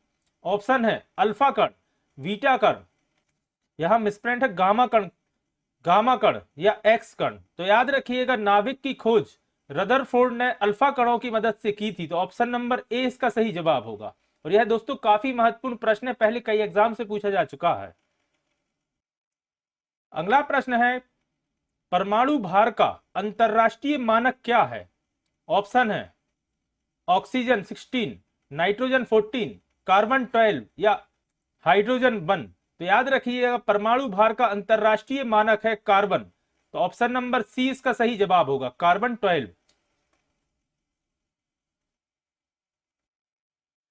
अगला प्रश्न है, रदरफोर्ड ने भौतिकी में किस मूल कण की खोज की थी? ऑप्शन में दिया गया है इलेक्ट्रॉन, प्रोटॉन, न्यूट्रॉन या मेसॉन। तो आप सभी जानते हैं रदरफोर्ड ने भौतिकी में प्रोटॉन की खोज की थी, तो ऑप्शन नंबर 20 का सही जवाब होगा। अगला प्रश्न है, तत्व के सबसे छोटे भाग को क्या कहते हैं? परमाणु, इलेक्ट्रॉन, न्यूट्रॉन या प्रोटॉन। तो याद रखिएगा, तत्व के सबसे छोटे भाग को पूछा गया है और तत्व के सबसे छोटे भाग को परमाणु कहा जाता है। तो ऑप्शन नंबर ए इसका सही जवाब होगा। और परमाणु के अंदर प्रोटॉन, न्यूट्रॉन और इलेक्ट्रॉन पाए जाते हैं, लेकिन तत्व का सबसे छोटा भाग परमाणु कहा जाता है या परमाणु माना जाता है। अगला प्रश्न है, नाभिक के धनावेशित होने की खोज किसने की थी? थॉमसन, रदरफोर्ड, बोर या चैडविक या जेम्स चैडविक। तो याद रखिएगा, नाभिक के धनावेशित होने की खोज रदरफोर्ड ने की थी, तो ऑप्शन नंबर 20 का सही जवाब होगा। इसके अलावा याद रखिएगा, जेम्स चैडविक ने की थी न्यूट्रॉन्स की खोज, जे थॉमसन ने इलेक्ट्रॉन्स की खोज की थी और रदरफोर्ड ने 1920 में 1920 में प्रोटॉन की खोज की थी। अगला प्रश्न है, किन कणों के प्रकीर्णन से नाभिक के आकार का आकलन किया जा सकता है? तो आप सभी जानते हैं, अल्फा कणों के प्रकीर्णन से नाभिक के आकार का आकलन किया जाता है। तो इसका सही जवाब होगा ऑप्शन नंबर ए, अल्फा कण। अगला प्रश्न है, दो से अधिक समान परमाणुओं से जुड़ने से क्या बनता है? तो याद रखिएगा, दो या अधिक समान परमाणुओं के जुड़ने से अणु बनता है। तो ऑप्शन नंबर ए इसका सही जवाब होगा। अगला प्रश्न है, कौन सा युग्म सही है? दिया गया है डीडीटी, इसके आगे दिया है रोगाणुनाशक, जो कि गलत है। डीडीटी एक कीटनाशक होता है। एलएसडी विषाणुनाशक, एलएसडी एक ड्रग्स होता है, याद रखिएगा।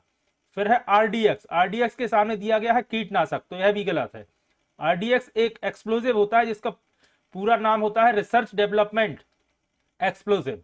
फिर दिया है टीएनटी, टीएनटी का पूर्ण रूप होता है ट्राई नाइट्रोटाउलिन, और जो कि एक विस्फोटक है, यानी कि ऑप्शन नंबर डी इसका सही जवाब होगा। आरडीएक्स एवं टीएनटी याद रखिएगा, दोनों विस्फोटक है। और डीडीटी होता है कीटनाशक। अगला प्रश्न है, अल्फा कण क्या है? ऑप्शन दिया गया है हीलियम नाभिक, विद्युत चुंबकीय किरण, प्रोटॉन या इलेक्ट्रॉन। तो याद रखिएगा, अल्फा कण होता है हीलियम नाभिक। तो ऑप्शन नंबर ए इसका सही जवाब होगा। अगला प्रश्न है, कॉपर सल्फेट के नीले क्रिस्टल के साथ पानी के कितने अणु जुड़े होते हैं? ऑप्शन में दिया गया है 7, 5, 4 और 10। तो याद रखिएगा, कॉपर सल्फेट के नीले क्रिस्टल के साथ पानी के कुल 5 अणु जुड़े होते हैं। तो ऑप्शन नंबर 20 का सही जवाब होगा। अगला प्रश्न है, छोटे से छोटा कण जो रासायनिक क्रिया में भाग लेते हैं वह क्या है? ऑप्शन में है प्रोटॉन, न्यूट्रॉन, अणु या परमाणु। तो याद रखिएगा, छोटा सा छोटा कण जो रासायनिक क्रिया में भाग लेता है वह होता है परमाणु। तो ऑप्शन नंबर डी इसका सही जवाब होगा, परमाणु यानी कि एटम। अगला प्रश्न है, फोटो इलेक्ट्रॉन निकलते हैं जब, ऑप्शन में है जिंक प्लेट को गर्म करते हैं, जिंक प्लेट को पीटते हैं, जब उपयुक्त आवृत्ति के प्रकाश द्वारा जिंक प्लेट को विकिरण देते हैं, या जिंक प्लेट को उच्च वोल्टेज से उपचारित करते हैं। तो याद रखिएगा, फोटो इलेक्ट्रॉन्स निकलते हैं जब उपयुक्त आवृत्ति के प्रकाश द्वारा जिंक प्लेट को विकिरण देते हैं। तो ऑप्शन नंबर सी इस प्रश्न का सही जवाब होगा। अगला प्रश्न है, भारतीय परमाणु विज्ञान के पितामह किसे कहा जाता है? ऑप्शन है होमी जे भाभा, सतीश धवन, सीवी रमन या एस एस भटनागर। तो आप सभी जानते हैं, भारतीय परमाणु विज्ञान के पितामह डॉक्टर होमी जहांगीर भाभा को कहा जाता है? तो ऑप्शन नंबर ए इसका सही जवाब होगा, होमी जे भाभा। अगला प्रश्न है, निम्नलिखित में से किसका उपयोग विस्फोटक के रूप में किया जाता है? ऑप्शन में दिया गया है nitroglycerine, graphite, mercuric oxide, phosphorus trichloride. तो याद रखिएगा नाइट्रोग्लिसरीन का प्रयोग विस्फोटक के रूप में किया जाता है, तो ऑप्शन नंबर ए इसका सही जवाब होगा। याद रखिएगा नाइट्रोग्लिसरीन का उपयोग डायनामाइट के लिए किया जाता है या डायनामाइट बनाने के लिए किया जाता है, जो कि एक विस्फोटक है। अगला प्रश्न है, वह तत्व जिसका परमाणु क्रमांक एवं परमाणु भार समान होता है वह क्या कहलाता है? ऑप्शन में ऑक्सीजन, लिथियम, क्लोरीन या हाइड्रोजन। तो पूछा गया है उस तत्व का नाम, या इनमें से कौन सा तत्व ऐसा है जिनका परमाणु क्रमांक और परमाणु भार समान है? तो आप सभी जानते हैं हाइड्रोजन का परमाणु क्रमांक 1 और परमाणु भार भी 1 ही होता है, तो ऑप्शन नंबर डी इसका सही जवाब होगा, हाइड्रोजन। अगला प्रश्न है, सूर्य के द्वारा विकिरण ऊर्जा किस कारण से होती है? ऑप्शन में है नाभिकीय विखंडन, नाभिकीय संलयन, दहन या कॉस्मिक विकिरण। तो आप सभी जानते हैं सूर्य के द्वारा नाभिकीय संलयन से ऊर्जा उत्पन्न होती है, तो ऑप्शन नंबर 20 का सही जवाब होगा। अगला प्रश्न है, न्यूक्लियॉन का, यहां थोड़ी सी मिसप्रिंट है, मान क्या होता है? न्यूक्लियॉन का मान क्या होता है पूछा गया है। ऑप्शन में है इलेक्ट्रॉन की संख्या, न्यूट्रॉन्स की संख्या, प्रोटॉन्स की संख्या या न्यूट्रॉन एवं प्रोटॉन की संख्या। तो याद रखिएगा न्यूक्लियॉन का मान होता है न्यूट्रॉन एवं प्रोटॉन की संख्या, तो ऑप्शन नंबर डी इसका सही जवाब होगा। अगला प्रश्न है, परमाणु के केंद्र के चारों ओर वृत्ताकार पथ में इलेक्ट्रॉन बिना ऊर्जा खोए घूमते हैं, यह किस वैज्ञानिक द्वारा बताया गया था? ऑप्शन है J Thomson, James Chadwick, Röntgen या बोहर। तो याद रखिएगा यह बोहर द्वारा बताया गया था कि परमाणु केंद्र के चारों ओर वृत्ताकार आकार में या पथ में इलेक्ट्रॉन बिना ऊर्जा खोए हुए घूमते हैं। अगला प्रश्न है, एक परमाणु जिसकी परमाणु संख्या 14 है, तो संयोजी इलेक्ट्रॉनों की संख्या क्या होगी? ऑप्शन में है 8, 2, 0 या 4। तो याद रखिएगा जिस परमाणु संख्या जिस तत्व की 8 है उसमें संयोजी इलेक्ट्रॉनों की संख्या 4 होगी, तो ऑप्शन नंबर डी इसका सही जवाब होगा। अगला प्रश्न है, एक तत्व की द्रव्यमान संख्या 32 है तथा परमाणु संख्या 16 है, इसके परमाणु में न्यूट्रॉनों की संख्या कितनी होगी? तो इसमें न्यूट्रॉनों की संख्या भी 16 होगी, तो ऑप्शन नंबर 20 का सही जवाब होगा। 16 प्रोटॉन और 16 न्यूट्रॉन, द्रव्यमान संख्या 32।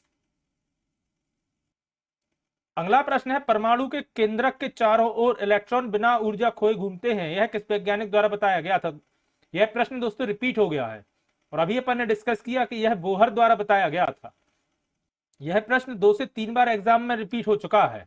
यह बिहार पुलिस 2020, 2017 एवं आरआरबी टेक्नीशियन 2018 में पूछा जा चुका है और उसके अलावा भी कई एग्जाम से पूछा जा चुका है। अगला प्रश्न है, बोहर की परिकल्पना के अनुसार स्थिर कक्षक का कोणीय संवेग कितना होता है? ऑप्शन है 2 पाई NH, NH अपॉन 2 पाई, NH 2 पाई या NH पाई। तो याद रखिएगा बोहर की परिकल्पना के अनुसार स्थिर कक्षक का कोणीय संवेग होता है NH अपॉन 2 पाई, तो ऑप्शन नंबर 20 का सही जवाब होगा। अगला प्रश्न है, भारी जल का अणुभार कितना होता है? 20, 22, 18 या 19। तो याद रखिएगा भारी जल यानी कि D2O का अणुभार होता है 20, तो ऑप्शन नंबर ए इसका सही जवाब होगा। अगला प्रश्न है, निम्नलिखित कणों में से किसका द्रव्यमान सबसे अधिक होता है? ऑप्शन है न्यूट्रॉन का, अल्फा कण का, ट्रिटियम परमाणु का या ड्यूट्रॉन का। तो याद रखिएगा अल्फा कण का द्रव्यमान सबसे अधिक होता है, तो ऑप्शन नंबर 20 का सही जवाब होगा। अगला प्रश्न है, एक परमाणु यानी कि एटम के नाभिक में क्या सम्मिलित होता है? पूछा गया है एटम के न्यूक्लियस में क्या सम्मिलित होता है? ऑप्शन है इलेक्ट्रॉन एवं प्रोटॉन, न्यूट्रॉन, न्यूट्रॉन एवं प्रोटॉन और प्रोटॉन, इलेक्ट्रॉन या न्यूट्रॉन। तो आप सभी जानते हैं एक परमाणु के नाभिक में या एटम के न्यूक्लियस में न्यूट्रॉन तथा प्रोटॉन्स होते हैं, तो ऑप्शन नंबर सी इसका सही जवाब होगा। अगला प्रश्न है, एक इलेक्ट्रॉन एवं प्रोटॉन की यहां थोड़ी सी मिसप्रिंट है, तरंग दैर्ध्य है, तरंग दैर्ध्य समान है, जिसका वेग अधिक होगा। पूछा गया है इन दोनों में से किसका वेग अधिक होगा अगर एक इलेक्ट्रॉन या प्रोटॉन का तरंग दैर्ध्य समान है। ऑप्शन है इलेक्ट्रॉन का, प्रोटॉन का। इलेक्ट्रॉन प्रोटॉन दोनों का यह मालूम नहीं किया जा सकता, तो याद रखिएगा इन दोनों में से इलेक्ट्रॉन का वेग अधिक होगा अगर इनका तरंग दैर्ध्य समान है। तरंग दैर्ध्य का मतलब होता है, याद रखिएगा, वेवलेंथ। अगला प्रश्न है, जे चैडविक या जेम्स चैडविक ने एक उप परमाणविक कण का आविष्कार किया, उस कण की विशेषता क्या है। ऑप्शन दिए गए हैं, इसमें नगण्य द्रव्यमान है तथा ऋणात्मक आवेश है, ऋणात्मक आवेश है। इसमें नगण्य द्रव्यमान है या धनात्मक आवेश है। इसमें सार्थक द्रव्यमान है तथा धनात्मक आवेश है। इसमें सार्थक द्रव्यमान है तथा कोई आवेश नहीं है। तो आप सभी जानते हैं चैडविक ने न्यूट्रॉन की खोज की थी और उसमें सार्थक द्रव्यमान होता है लेकिन कोई आवेश नहीं होता, तो ऑप्शन नंबर डी इसका सही जवाब होगा। अगला प्रश्न है, इसमें से क्या एक उप परमाणविक नहीं है। ऑप्शन है न्यूट्रॉन, ड्यूट्रॉन, प्रोटॉन और इलेक्ट्रॉन। तो आप सभी जानते हैं न्यूट्रॉन, प्रोटॉन एवं इलेक्ट्रॉन यह तीनों उप परमाणविक होते हैं, लेकिन ड्यूट्रॉन एक उप परमाणविक नहीं है, तो ऑप्शन नंबर 20 का सही जवाब होगा, ड्यूट्रॉन। उप परमाणविक का मतलब होता है परमाणु के अंदर रहने वाला, यानी कि एटम के अंदर रहने वाला। तो न्यूट्रॉन, प्रोटॉन और इलेक्ट्रॉन रहते हैं लेकिन ड्यूट्रॉन नहीं रहता। इसके अलावा याद रखिएगा न्यूट्रॉन एवं प्रोटॉन रहते हैं न्यूक्लियस यानी कि परमाणु के नाभिक में, और इलेक्ट्रॉन रहते हैं उनके बाहरी कक्ष में। अगला प्रश्न है, निम्नलिखित में से किस तत्व का परमाणु त्रिज्या सबसे छोटा होता है। ऑप्शन है ब्रोमीन, क्लोरीन, सोडियम या कैल्शियम। तो याद रखिएगा इनमें से क्लोरीन की परमाणु त्रिज्या सबसे कम होती है, तो ऑप्शन नंबर 20 का सही जवाब होगा। अगला प्रश्न है, किसी प्रथम कोटि अभिक्रिया की अर्ध आयु 6 मिनट है, यहां अर्ध है, तो अभिक्रिया का वेग स्थिरांक क्या होगा। तो इसका सही जवाब होगा option number C, 0.1155 minute minus 1। अगला प्रश्न दिया है, क्लोरीन, ये ऊपर दिया है एटॉमिक नंबर और नीचे दिया है इसका द्रव्यमान। तो क्लोरीन का द्रव्यमान एक में 35 दिया है तथा एक में दिया है 37, और एटॉमिक नंबर या परमाणु संख्या दिया है, और पूछा गया है यह क्या है। ऑप्शन है समावेशी, समस्थानिक, समाकृतिक या समभारिक। तो याद रखिएगा यह आपस में समस्थानिक है यानी कि आइसोटॉप्स हैं, तो ऑप्शन नंबर 20 का सही जवाब होगा। जिनमें एटॉमिक नंबर सेम होता है लेकिन द्रव्यमान संख्या अलग होती है, वह समस्थानिक या आइसोटॉप्स कहलाते हैं। इसके अलावा याद रखिएगा जिनके द्रव्यमान समान होते हैं लेकिन अलग अलग परमाणु संख्या होती है, वह तत्व आपस में समभारिक कहलाते हैं। अगला प्रश्न है, निम्नलिखित में से किस रेडियोधर्मी तत्व की किरणों का कैंसर के उपचार में प्रयोग किया जाता है। ऑप्शन दिए गए हैं रेडियम, स्ट्रोंसियम, बेरियम या कोबाल्ट। तो याद रखिएगा कैंसर के उपचार में कोबाल्ट का प्रयोग किया जाता है, तो ऑप्शन नंबर डी इसका सही जवाब होगा। अगला प्रश्न है, निम्नलिखित में से कौन सा रेडियो एक्टिव समस्थानिक पुरानी पदार्थों की आयु ज्ञात करने के लिए उपयोग किया जाता है। तो याद रखिएगा कार्बन 14 का प्रयोग किया जाता है पुरानी पदार्थों या जीवाश्मों की आयु ज्ञात करने के लिए। और यह प्रश्न अपन ने अपनी जीके जीएस वाली क्लास में भी डिस्कस किया था, जिसमें अपन ने हिस्ट्री के अंतर्गत देखा था कि कार्बन 14 का प्रयोग किया जाता है जीवाश्म की आयु ज्ञात करने के लिए। अगला प्रश्न है, रेडियो सक्रियता की इकाई क्या है, यानी कि रेडियो एक्टिविटी की यूनिट पूछा गया है। ऑप्शन में दिया गया है क्यूरी, बैकविरल, रदरफोर्ड या यह सभी। तो याद रखिएगा क्यूरी, बैकविरल और रदरफोर्ड यह तीनों रेडियो सक्रियता की इकाई होती हैं, तो ऑप्शन नंबर डी इसका सही जवाब होगा, यह सभी। अगला प्रश्न है, एक अल्फा कण के उत्सर्जन से परमाणु क्रमांक और परमाणु द्रव्यमान में क्या परिवर्तन होगा। ऑप्शन दिए गए हैं, परमाणु क्रमांक में इसकी वृद्धि का परमाणु द्रव्यमान अपरिवर्तित रहेगी। फिर दिया है परमाणु क्रमांक में 1 की कमी आएगी, वह परमाणु द्रव्यमान अपरिवर्तित यानी कि सेम रहेगा। फिर दिया है परमाणु क्रमांक में 2 की कमी आएगी और परमाणु द्रव्यमान में 4 की वृद्धि होगी। फिर है परमाणु क्रमांक में, यहां थोड़ी सी मिसप्रिंट है, 2 तथा परमाणु द्रव्यमान में 4 की कमी आएगी, तो ऑप्शन नंबर डी इसका सही जवाब है। एटॉमिक नंबर में 2 की कमी आएगी और द्रव्यमान में 4 की कमी आएगी। अगला प्रश्न है, पृथ्वी की आयु का आकलन किससे किया जाता है, या इस तरह से प्रश्न है कि पृथ्वी की आयु ज्ञात करने के लिए किसका प्रयोग किया जाता है।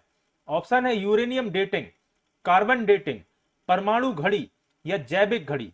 तो याद रखिएगा, पृथ्वी की आयु का आकलन करने के लिए यूरेनियम डेटिंग का प्रयोग किया जाता है। तो ऑप्शन नंबर ए इसका सही जवाब होगा। अगला प्रश्न है, अल्फा और बीटा किरणों की खोज किसने की थी। ऑप्शन है डाल्टन, रॉन्टजन, रदरफोर्ड या ब्लायड।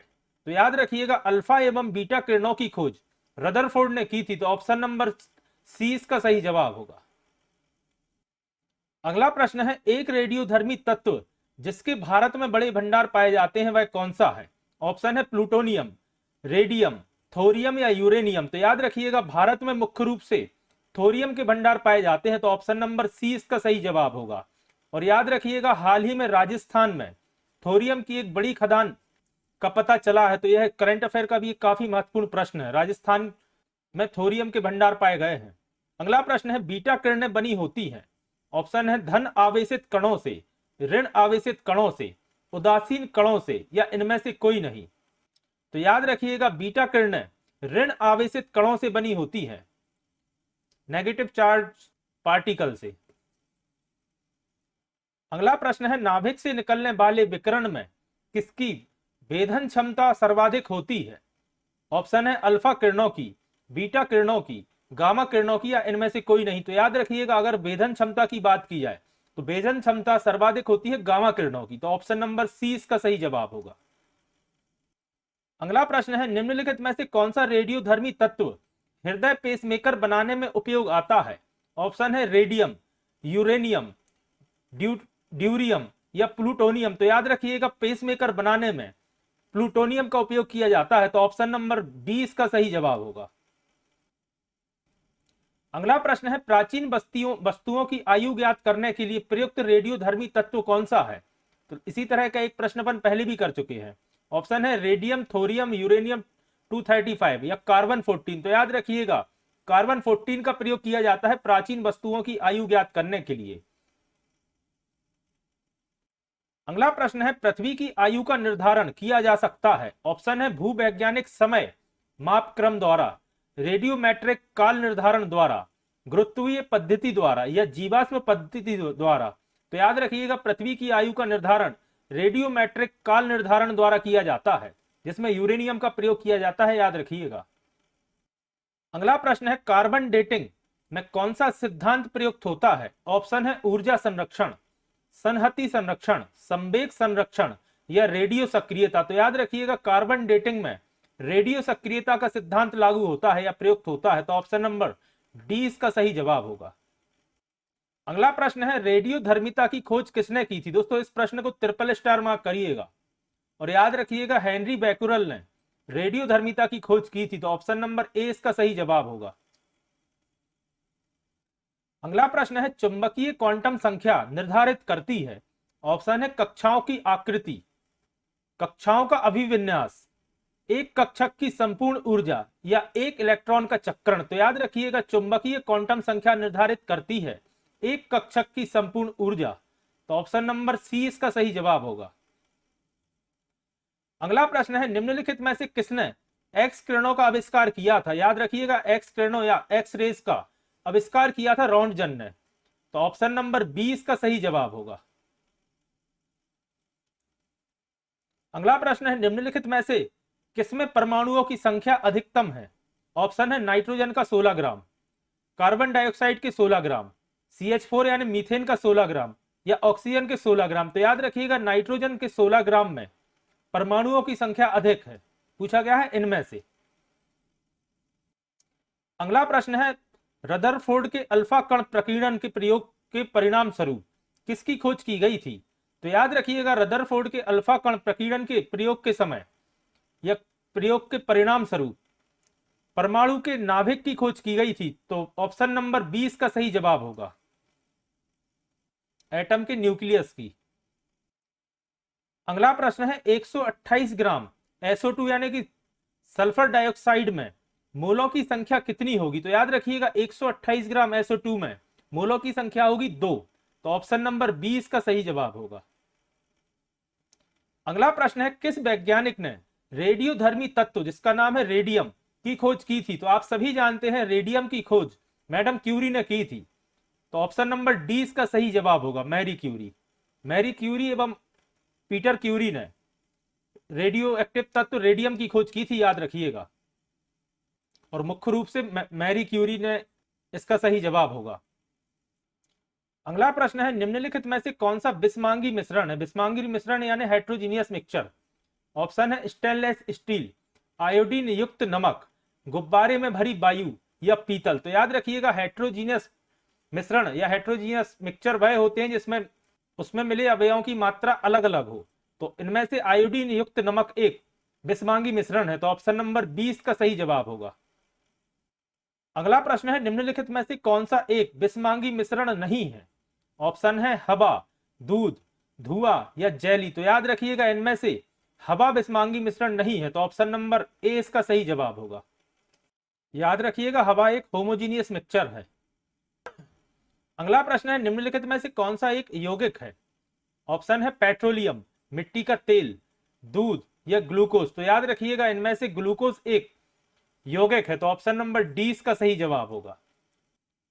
अगला प्रश्न है, किसी परमाणु के कक्ष में समायोजित किए जा सकने वाले इलेक्ट्रॉनों की अधिकतम संख्या को किस सूत्र द्वारा दर्शाया जाता है? दोस्तों काफी महत्वपूर्ण लेकिन काफी कॉमन प्रश्न है और पहले कई एग्जाम से पूछा जा चुका है। तो याद रखिएगा 2n⁻² से किसी परमाणु के कक्ष में समायोजित किए जा सकने वाले इलेक्ट्रॉनों की अधिकतम संख्या को दर्शाया जाता है। अगला प्रश्न है, किसमें बाह्यतम कक्षा पूरी तरह से भरी होती है? ऑप्शन दिया गया है जीनॉन, रेडियम, फ्लोरीन या स्कैंडियम। तो याद रखिएगा जीनॉन में बाह्यतम कक्षा पूरी तरह से भरी होती है। तो ऑप्शन नंबर ए इसका सही जवाब होगा। अगला प्रश्न है, निम्नलिखित में से कौन सा परमाणु के बारे में सही नहीं है? ऑप्शन दिए गए हैं, दो तत्वों के परमाणु समान होते हैं। तो यह गलत है, दो तत्वों के परमाणु समान नहीं होते। फिर दिया है वे 10⁻⁻10 मीटर क्रम के प्रसारण में होते हैं, जो कि सही है। परमाणु आकार में बहुत छोटे हैं, तो आप सभी जानते हैं। एक तत्व के परमाणु सभी अवस्थाओं में समान होते हैं, यह भी सत्य है। तो ऑप्शन नंबर ए इसका सही जवाब होगा, क्योंकि गलत कथन पूछा गया था।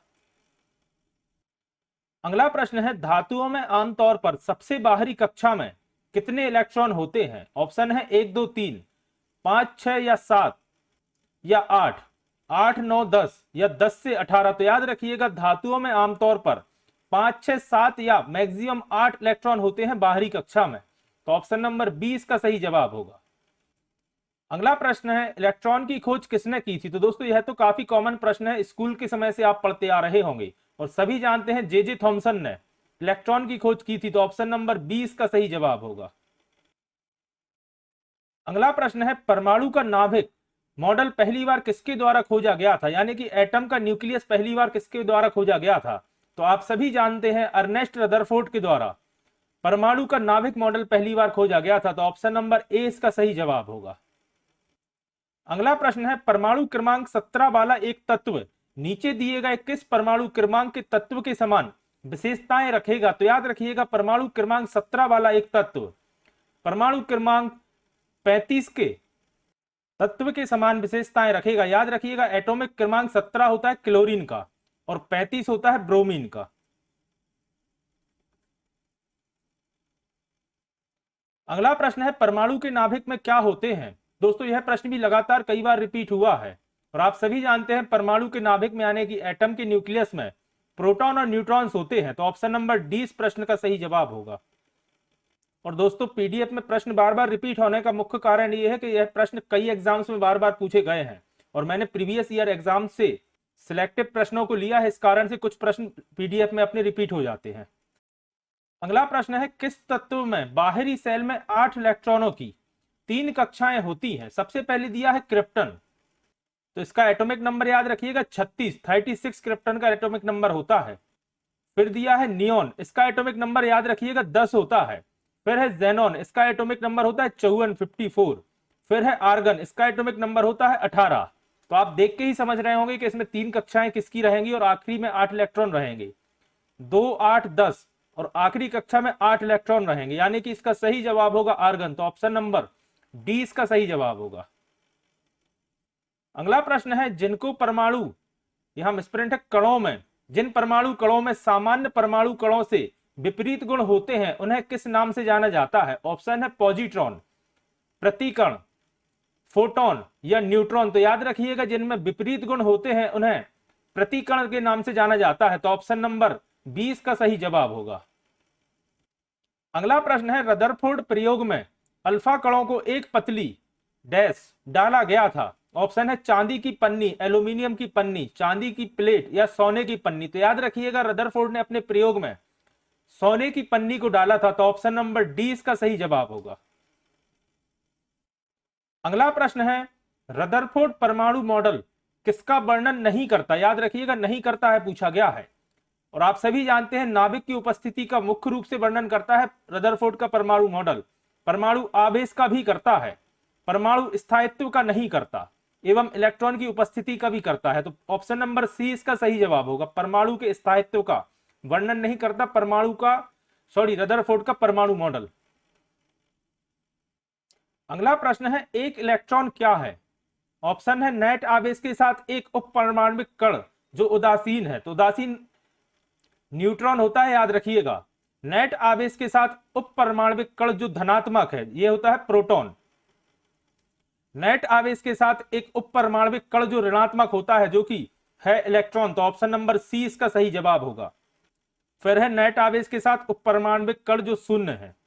तो ऑप्शन नंबर सी इसका सही जवाब होगा। जो कण जो ऋणात्मक होता है वह होता है इलेक्ट्रॉन। अगला प्रश्न है, न्यूट्रॉन स्पेस या किसके अलावा सभी परमाणुओं के नाभिक में मौजूद होता है? ऑप्शन है कार्बन, नाइट्रोजन, हाइड्रोजन या ऑक्सीजन। तो याद रखिएगा, न्यूट्रॉन हाइड्रोजन के अलावा सभी परमाणुओं के नाभिक में मौजूद होता है। ऑप्शन नंबर सी इसका सही जवाब होगा। सॉरी, मिस्टेक से डी पे टिक कर दिया। हाइड्रोजन के अलावा सभी परमाणुओं के नाभिक में मौजूद होता है न्यूट्रॉन। और आप सभी जानते हैं, हाइड्रोजन का एटॉमिक नंबर होता है 1। अगला प्रश्न है, रदरफोर्ड के अल्फा कणों की प्रकीर्णन के प्रयोग के परिणाम स्वरूप किसकी खोज की गई थी?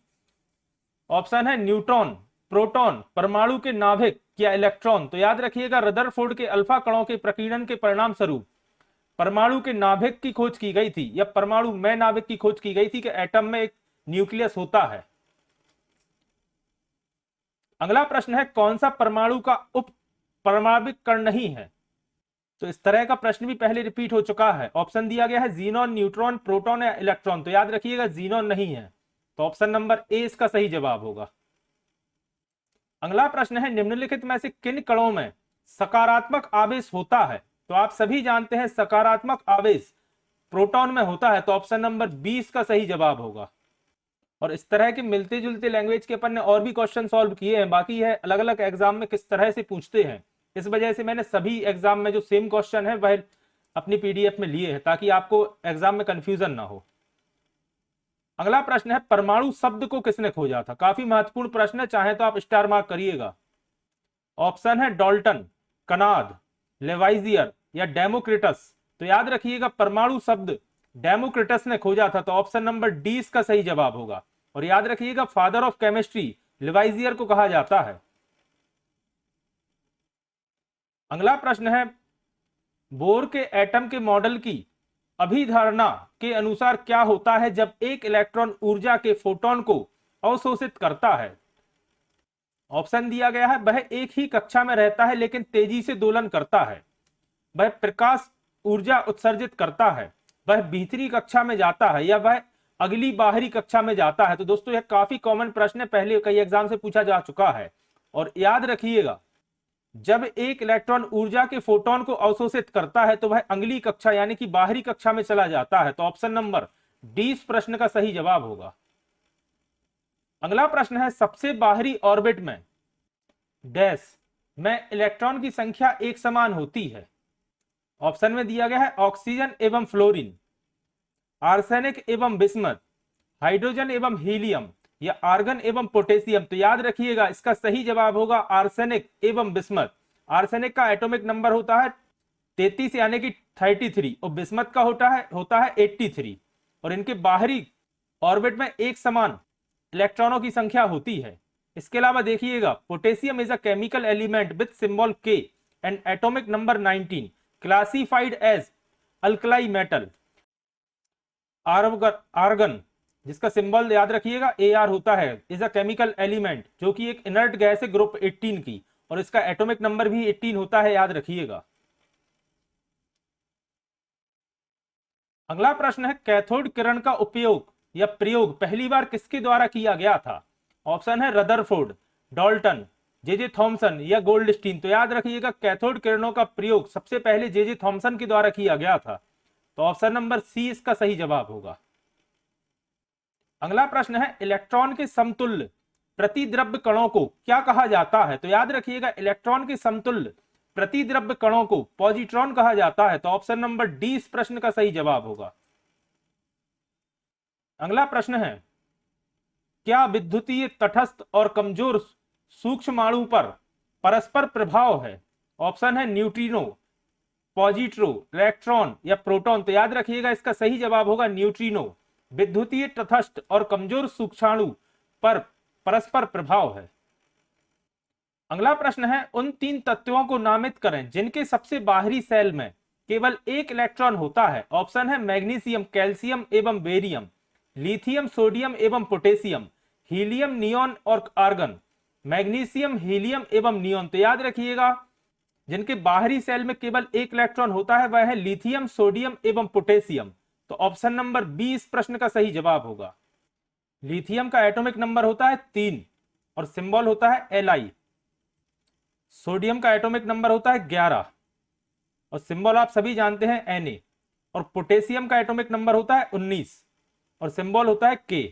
अब अगर आप इसे सॉल्व करके देखेंगे तो 2 और बाहरी कक्ष में 1 आएगा, इसके बाद आएगा 2 और 8 मतलब 10, और बाहरी कक्ष में सोडियम में फिर 1 आएगा।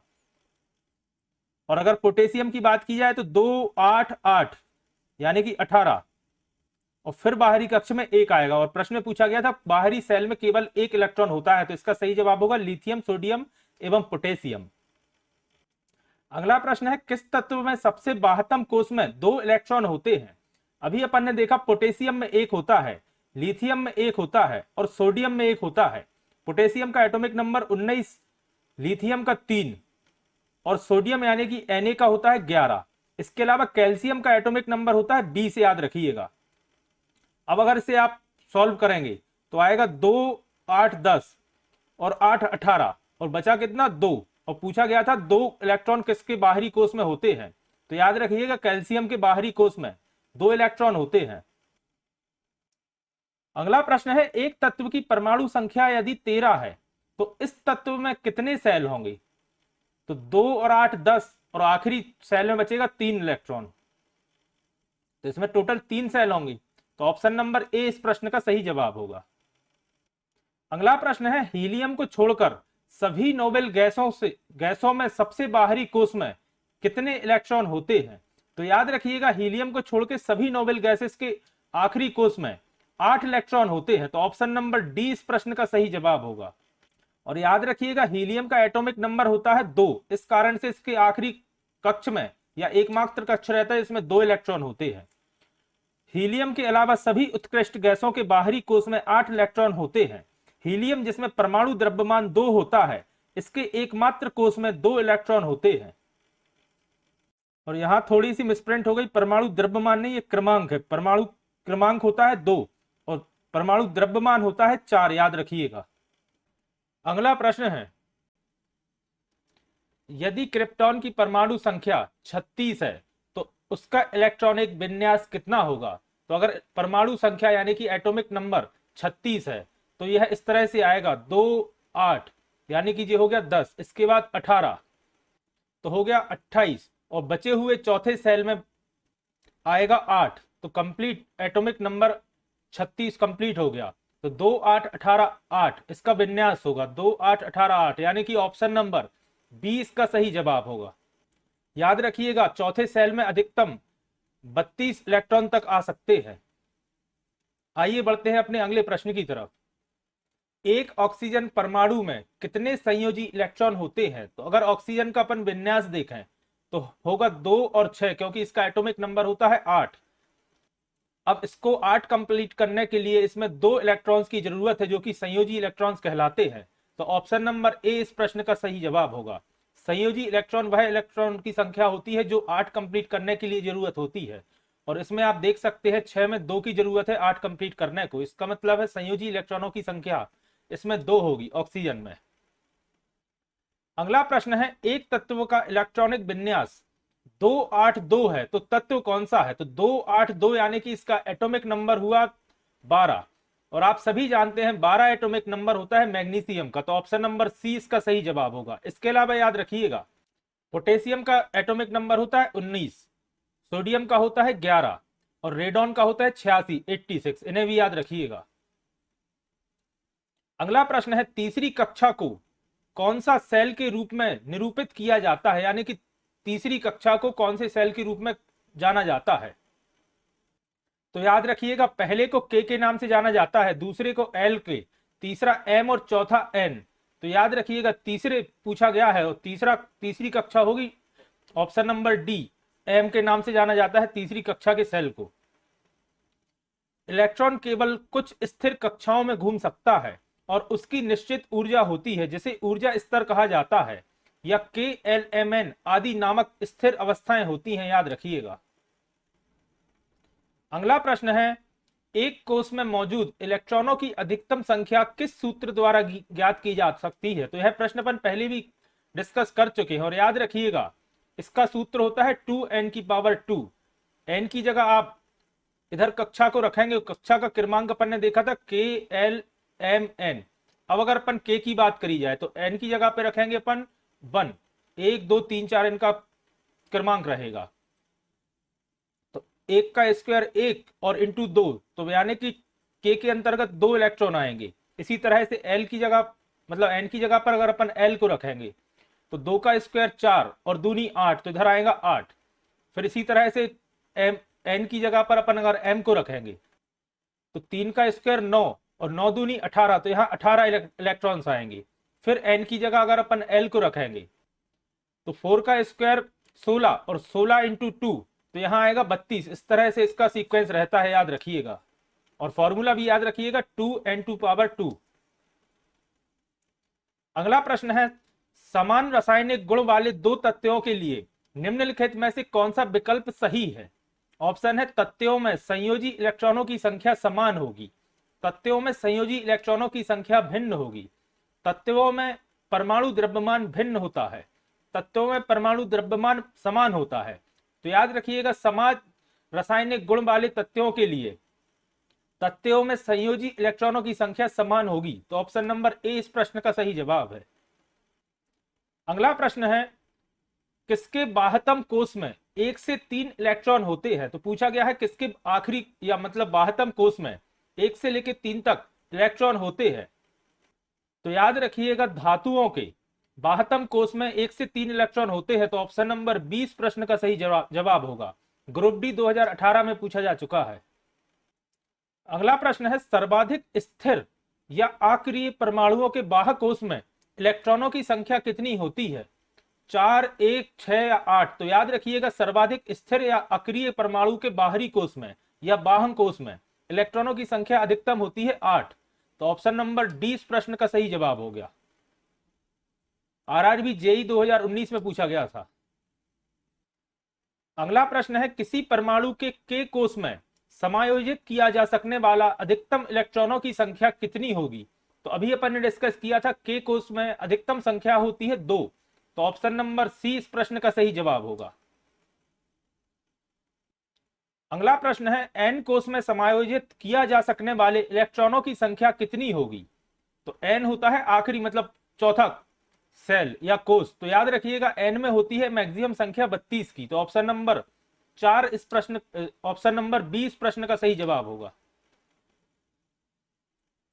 अगला प्रश्न है, यदि एक तत्व का परमाणु क्रमांक 8 है तो उसका इलेक्ट्रॉनिक विन्यास कितना होगा? सबसे पहले तो याद रखिएगा परमाणु क्रमांक 8 होता है ऑक्सीजन का, और इसका इलेक्ट्रॉनिक विन्यास पूछा गया है तो जो होगा 2 और 6। अगला प्रश्न है, पहले आवर्त में दोनों तथ्यों के, यह तत्व है, तत्वों के डैश में संयोजी इलेक्ट्रॉन होते हैं, यानी कि पूछा गया है दोनों तत्वों के संयोजी इलेक्ट्रॉन किस कौन से कोष में होते हैं। तो याद रखिएगा के कोष में, क्योंकि इसकी मैक्सिमम संख्या होती है 2। तो पहले आवर्त में दोनों तत्वों के कोष में संयोजी इलेक्ट्रॉन होते हैं, याद रखिएगा। किसी परमाणु के बाह्यतम कोष में उपस्थित इलेक्ट्रॉनों की संयोजी इलेक्ट्रॉन कहा जाता है, मतलब बाहरी कोष में बचे हुए इलेक्ट्रॉनों को संयोजी इलेक्ट्रॉन कहा जाता है। एक परमाणु के संयोजी इलेक्ट्रॉन एक रासायनिक अभिक्रिया में भाग लेते हैं क्योंकि उनके पास सभी आंतरिक इलेक्ट्रॉनों की तुलना में अधिक ऊर्जा होती है, यानी कि जो बाहरी कोष में है उन्हें संयोजी इलेक्ट्रॉन कहा जाता है, जो केमिकल रिएक्शन करते हैं या जो केमिकल रिएक्शन में भाग लेते हैं, और इनमें बाकी इलेक्ट्रॉनों की तुलना में अधिक ऊर्जा होती है, इस वजह से ये बाहरी सेल में होते हैं। अगला प्रश्न है, जिस परमाणु की बाह्य कक्षा में इलेक्ट्रॉनों की संख्या पूर्ण होती है उसकी संयोजकता कितनी होती है। तो याद रखिएगा संयोजकता वह होती है जो 8 कंप्लीट करने के लिए चाहिए होती है, लेकिन अगर बाहरी कक्षा में इलेक्ट्रॉनों की संख्या पूर्ण है यानी कि पहले से 8 है तो उसमें संयोजकता होगी 0। तो ऑप्शन नंबर डी इस प्रश्न का सही जवाब होगा। अगला प्रश्न है, बाह्यतम कोष में उपस्थित इलेक्ट्रॉन्स की संख्या को क्या कहा जाता है। ऑप्शन है संयोजक परमाणु, संयोजक इलेक्ट्रॉन, संयोजक प्रोटॉन या संयोजक क्रमांक। तो याद रखिएगा बाह्यतम कोष में उपस्थित इलेक्ट्रॉन्स को संयोजक इलेक्ट्रॉन्स कहा जाता है। तो ऑप्शन नंबर 20 प्रश्न का सही जवाब होगा। अगला प्रश्न है, एम कक्ष में समायोजित किए जा सकने वाले इलेक्ट्रॉनों की अधिकतम संख्या कितनी होती है। दोस्तों इस प्रश्न को आप ट्रिपल स्टार मार्क करिएगा। 2018 से लेकर 2023 तक ये प्रश्न कुल 15 से ज्यादा एग्जाम्स में पूछा जा चुका है, जिनमें से 6 बार तो रेलवे के एग्जाम में पूछा जा चुका है, याद रखिएगा। और पूछा गया है एम कक्ष में समायोजित किए जा सकने वाले इलेक्ट्रॉनों की अधिकतम संख्या कितनी होती है। तो याद रखिएगा अपन ने अभी डिस्कस किया था के एल एम एन 2 8 18 32 ये क्रमांक रहता है, और फॉर्मूला अपन ने देखा था 2n⁻²। तो एम में पूछा गया है तो एम में अधिकतम संख्या होगी 18, यानी कि ऑप्शन नंबर ए इस प्रश्न का सही जवाब होगा। अगला प्रश्न है, किसी तत्व का इलेक्ट्रॉनिक विन्यास 2 8 5 है तो उस तत्व का नाम क्या है। तो याद रखिएगा 2 8 10 और 5 15, यानी कि 15 एटॉमिक नंबर वाला या परमाणु संख्या वाला तत्व होता है फास्फोरस। तो ऑप्शन नंबर ए इस प्रश्न का सही जवाब होगा। इसके अलावा याद रखिएगा सल्फर का होता है 16, क्लोरीन का होता है 17 एटॉमिक नंबर, और मैग्नीशियम का होता है 12, इन्हें भी याद रखिएगा। अगला प्रश्न है, निम्नलिखित में से कौन सा किसी धातु का इलेक्ट्रॉनिक विन्यास है। तो इसके लिए आपको कम से कम 30 तक तो एटॉमिक नंबर याद रखना चाहिए। सबसे पहले दिया है 2 8 10 और 3 13, तो 13 होता है एल्यूमिनियम का, और एल्यूमिनियम आप सभी जानते हैं एक धातु है, तो ऑप्शन नंबर ए इस प्रश्न का सही जवाब होगा। फिर दिया है 2 और 1 3, तो 2 और 3 होता है लिथियम, सॉरी ये दोनों लिथियम भी धातु है। प्रश्न में पूछा गया विन्यास नहीं है क्योंकि लिथियम भी एक धातु है। फिर दिया है 2 और 8 10 और 1 11, तो 11 होता है सोडियम का, तो सोडियम भी धातु की कैटेगरी में आता है। और फिर दिया है 2 और 6 8, यानी कि ऑक्सीजन, जो कि एक धातु नहीं है। तो ऑप्शन नंबर डी इस प्रश्न का सही जवाब होगा। मैंने क्वेश्चन में नहीं देखा था तो एल्यूमिनियम टिक कर दिया था। एल्यूमिनियम भी धातु है, लिथियम भी धातु है, और सोडियम भी धातु है, लेकिन ऑक्सीजन आप सभी जानते हैं गैस है, और क्वेश्चन में पूछा गया है नहीं है, तो ऑप्शन नंबर डी इस प्रश्न का सही जवाब होगा। अगला प्रश्न है, एल कक्ष में रखे जा सकने वाले इलेक्ट्रॉनों की संख्या कितनी होती है। तो फिर से देखिएगा के एल एम एन, मैं बार बार इसलिए रिपीट कर रहा हूं ताकि आपको याद हो जाए। 2 8 18 32 फॉर्मूला होता है 2n⁻², स्मॉल आता है स्मॉल n⁻²। तो एल की जगह पर 8 है, तो देखिएगा मैक्सिमम इलेक्ट्रॉन्स की संख्या 8 पॉसिबल होती है के कक्ष में या के कोष में, ऐसे ही सेल कहा जाता है। अगला प्रश्न है, ऊर्जा के चतुर्थ स्तर में समायोजित किए जा सकने वाले इलेक्ट्रॉनों की अधिकतम संख्या कितनी होती है। अब इस प्रश्न को समझिएगा, ऊर्जा के चतुर्थ स्तर यानी कि पहला स्तर, दूसरा स्तर, तीसरा स्तर और चौथा स्तर। फिर वही बात हो गई के एल एम एन, क्योंकि चतुर्थ स्तर ऊर्जा का यानी कि बाहरी एन होता है, और एन में मैक्सिमम कैपेसिटी होती है 32 की। तो ऑप्शन नंबर 20 प्रश्न का सही जवाब होगा। कई बार एग्जाम में इस तरह से प्रश्न पूछ लिए जाते हैं कि आप बनते हुए भी नहीं समझ सकते। ये प्रश्न ग्रुप डी 2018 एवं एनटीपीसी में पूछा जा चुका है। अगला प्रश्न है, किसी तत्व का इलेक्ट्रॉनिक विन्यास 285 है तो उसकी प्रोटॉन की संख्या कितनी होगी। याद रखिएगा प्रश्न में पूछा गया है प्रोटॉन की संख्या कितनी होगी। तो अगर इसका एटॉमिक नंबर 2, 8, 10 और 5 15 है तो याद रखिएगा इसकी प्रोटॉन की संख्या भी 15 होगी। तो ऑप्शन नंबर 20 प्रश्न का सही जवाब होगा। अगला प्रश्न है, एक तत्व के नाभिक में यानी कि न्यूक्लियस में 15 प्रोटॉन है और 22 न्यूट्रॉन है तो इसकी द्रव्यमान संख्या यानी कि मास नंबर कितना होगा। ऑप्शन है 7, 15, 22 या 37। तो याद रखिएगा 15 प्रोटॉन और 22 न्यूट्रॉन मिला के ही मास नंबर बनता है या द्रव्यमान संख्या बनती है। तो इसका सही जवाब होगा 37 यानी कि ऑप्शन नंबर डी इस प्रश्न का सही जवाब है।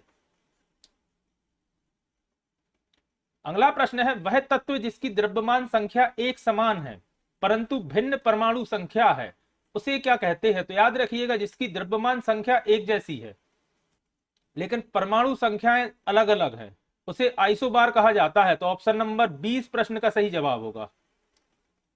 और इसके अलावा याद रखिएगा जिसमें परमाणु संख्या समान होती है और भिन्न द्रव्यमान संख्या होती है उसे आइसोटॉप्स कहा जाता है।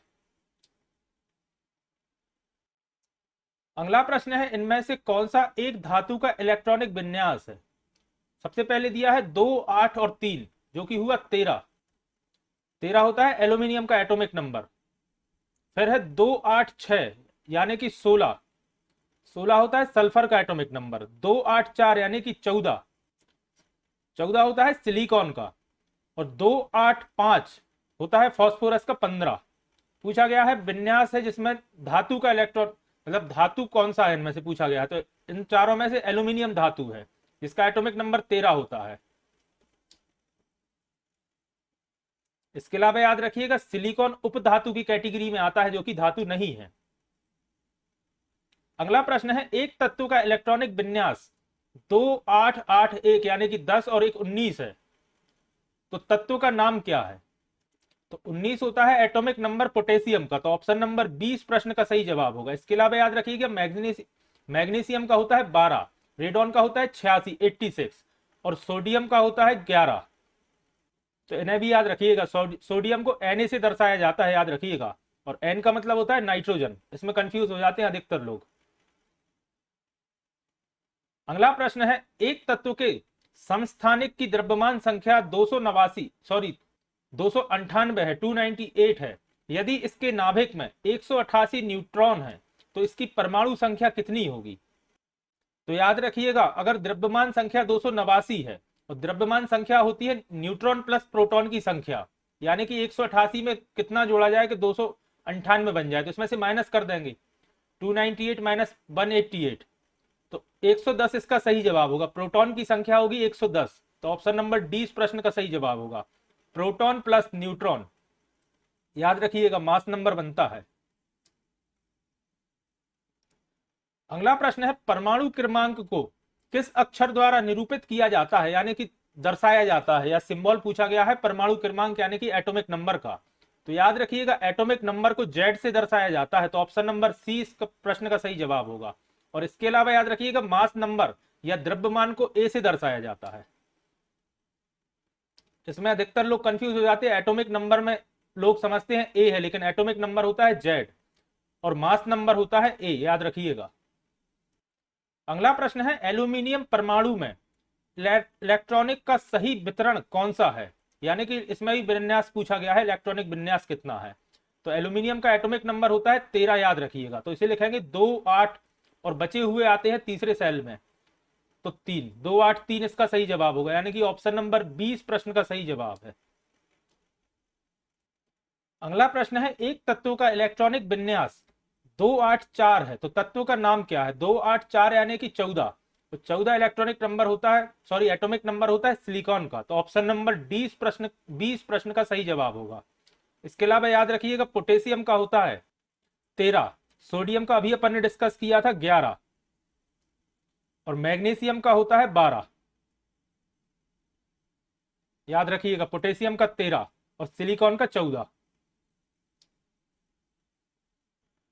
अगला प्रश्न है, किसी परमाणु के नाभिक में मौजूद प्रोटॉन और इलेक्ट्रॉन की कुल संख्या को किस रूप में जाना जाता है? तो आप सभी जानते हैं प्रोटॉन एवं इलेक्ट्रॉन की कुल संख्या को ए से दर्शाया जाता है, द्रव्यमान संख्या के रूप में जाना जाता है। तो ऑप्शन नंबर बी इस प्रश्न का सही जवाब होगा। अगला प्रश्न है, नाइट्रोजन के परमाणु में उपस्थित न्यूट्रॉन की संख्या कितनी होती है? तो सबसे पहले तो नाइट्रोजन का एटॉमिक नंबर याद रखिएगा, 7 होता है। 7 होता है एटॉमिक नंबर। और मास नंबर यानी कि द्रव्यमान संख्या होती है 14। अब पूछा गया है उपस्थित न्यूट्रॉनों की संख्या कितनी होती है? तो याद रखिएगा 7 न्यूट्रॉन एवं 7 प्रोटॉन होते हैं। इस तरह से द्रव्यमान संख्या होती है 14। तो ऑप्शन नंबर सी इस प्रश्न का सही जवाब होगा, 7 न्यूट्रॉन। अगर प्रोटॉन पूछते तो भी 7, और अगर द्रव्यमान पूछते तो 14, याद रखिएगा। अगला प्रश्न है, इलेक्ट्रॉनिक्स विन्यास 2 और 6 वाले तत्व को पहचानिए। ऑप्शन है नाइट्रोजन, ऑक्सीजन, फ्लोरीन या ब्रोमीन। तो दोस्तों इस प्रश्न का जवाब आप कमेंट बॉक्स में करिएगा। अगला प्रश्न है, एक तत्व का इलेक्ट्रॉनिक विन्यास 2, 8, 7 है, तो इसकी संयोजकता कितनी होगी? प्रश्न को समझिए, संयोजकता पूछा गया है, 2, 8 और 7 है। और संयोजकता वह होती है जो 8 कंप्लीट करने के लिए जिसकी जरूरत होती है, जिस इलेक्ट्रॉन की। तो इसमें +1 की जरूरत है, यानी कि इसकी संयोजकता होगी 1। तो ऑप्शन नंबर 20 प्रश्न का सही जवाब होगा। इसके अलावा याद रखिएगा 2, 8 और 7 यानी कि 17 क्लोरीन का एटॉमिक नंबर होता है। अगला प्रश्न है, एक तत्व का परमाणु भार जिसे W से डिनोट किया गया है। याद रखिएगा इन्होंने प्रश्न में W से किया है। और परमाणु संख्या n है। इस परमाणु के केंद्र में प्रोटॉन की संख्या कितनी होगी? ऑप्शन है n, W माइनस n या W प्लस n। तो याद रखिएगा परमाणु संख्या के बराबर ही प्रोटॉन्स की संख्या होती है, यानी कि n है। तो इसका सही जवाब होगा n। इस तरह के प्रश्न में परमाणु भार कंफ्यूज करने के लिए दिया जाता है। याद रखिएगा परमाणु संख्या के बराबर ही प्रोटॉन की संख्या होती है। अगला प्रश्न है, एक परमाणु में न्यूट्रॉन की संख्या किसके बराबर होती है? ऑप्शन है द्रव्यमान संख्या के। द्रव्यमान संख्या माइनस परमाणु की संख्या, परमाणु की संख्या या इलेक्ट्रॉन्स की संख्या। तो याद रखिएगा न्यूट्रॉन बराबर होता है द्रव्यमान की संख्या माइनस परमाणु की संख्या। जनरली लोग परमाणु संख्या बराबर न्यूट्रॉन संख्या समझते हैं, बाकी द्रव्यमान की संख्या माइनस परमाणुओं की संख्या बराबर होता है न्यूट्रॉन की संख्या। तो ऑप्शन नंबर 20 प्रश्न का सही जवाब है। अगला प्रश्न है, हाइजेनबर्ग के अनिश्चितता के सिद्धांत में संवेग की अनिश्चितता और एक कण की स्थिति को, ऑप्शन दिया है, खोज प्रकाश के छोटे तरंग दैर्ध्य का उपयोग कर घटाया जा सकता है। तरंग दैर्ध्य का मतलब होता है वेवलेंथ, याद रखिएगा। फिर है खोज प्रकाश के बड़े तरंग दैर्ध्य का उपयोग करके घटाया जा सकता है। फिर है साइक्लोट्रॉन द्वारा त्वरित ऊर्जा जांच कणों का उपयोग को घटाया जा सकता है। फिर है घटाया नहीं जा सकता क्योंकि यह एक मौलिक रूप से अंतनिष्ठ है। तो यही इसका सही जवाब होगा। हाइजेनबर्ग के अनिश्चितता के सिद्धांत में संवेग और अनिश्चितता और एक कण की स्थिति को घटाया नहीं जा सकता क्योंकि यह एक मौलिक रूप से अंतनिष्ठ है। तो ऑप्शन नंबर डी इस प्रश्न का सही जवाब होगा। तो दोस्तों ये थी हमारी आरआरबी 2024 की विभिन्न परीक्षाओं के लिए साइंस की वीकली रिवीजन क्लास, जिसमें आज हमने केमिस्ट्री के कुछ काफी महत्वपूर्ण प्रश्नों को डिस्कस किया। आशा करता हूं आज की क्लास आपके लिए पसंद आई होगी। अगर आज की क्लास आपको पसंद आई है तो वीडियो को लाइक करें, कमेंट करें, और अगर आपने अभी तक अथर्व एकेडमी चैनल को सब्सक्राइब नहीं किया है तो चैनल को सब्सक्राइब करें एवं ज्यादा से ज्यादा लोगों तक शेयर करें। और अगर आपने अभी तक 5 बजे वाली जीके जीएस की वीकली रिवीजन क्लास नहीं देखी है तो एक बार उस क्लास को भी आप जरूर देखिएगा, जिसमें मैंने आज हिस्ट्री के कुछ काफी महत्वपूर्ण प्रश्नों को डिस्कस किया है। जल्दी ही फिर हाजिर होता हूं अपनी नेक्स्ट वीडियो के साथ। धन्यवाद दोस्तों।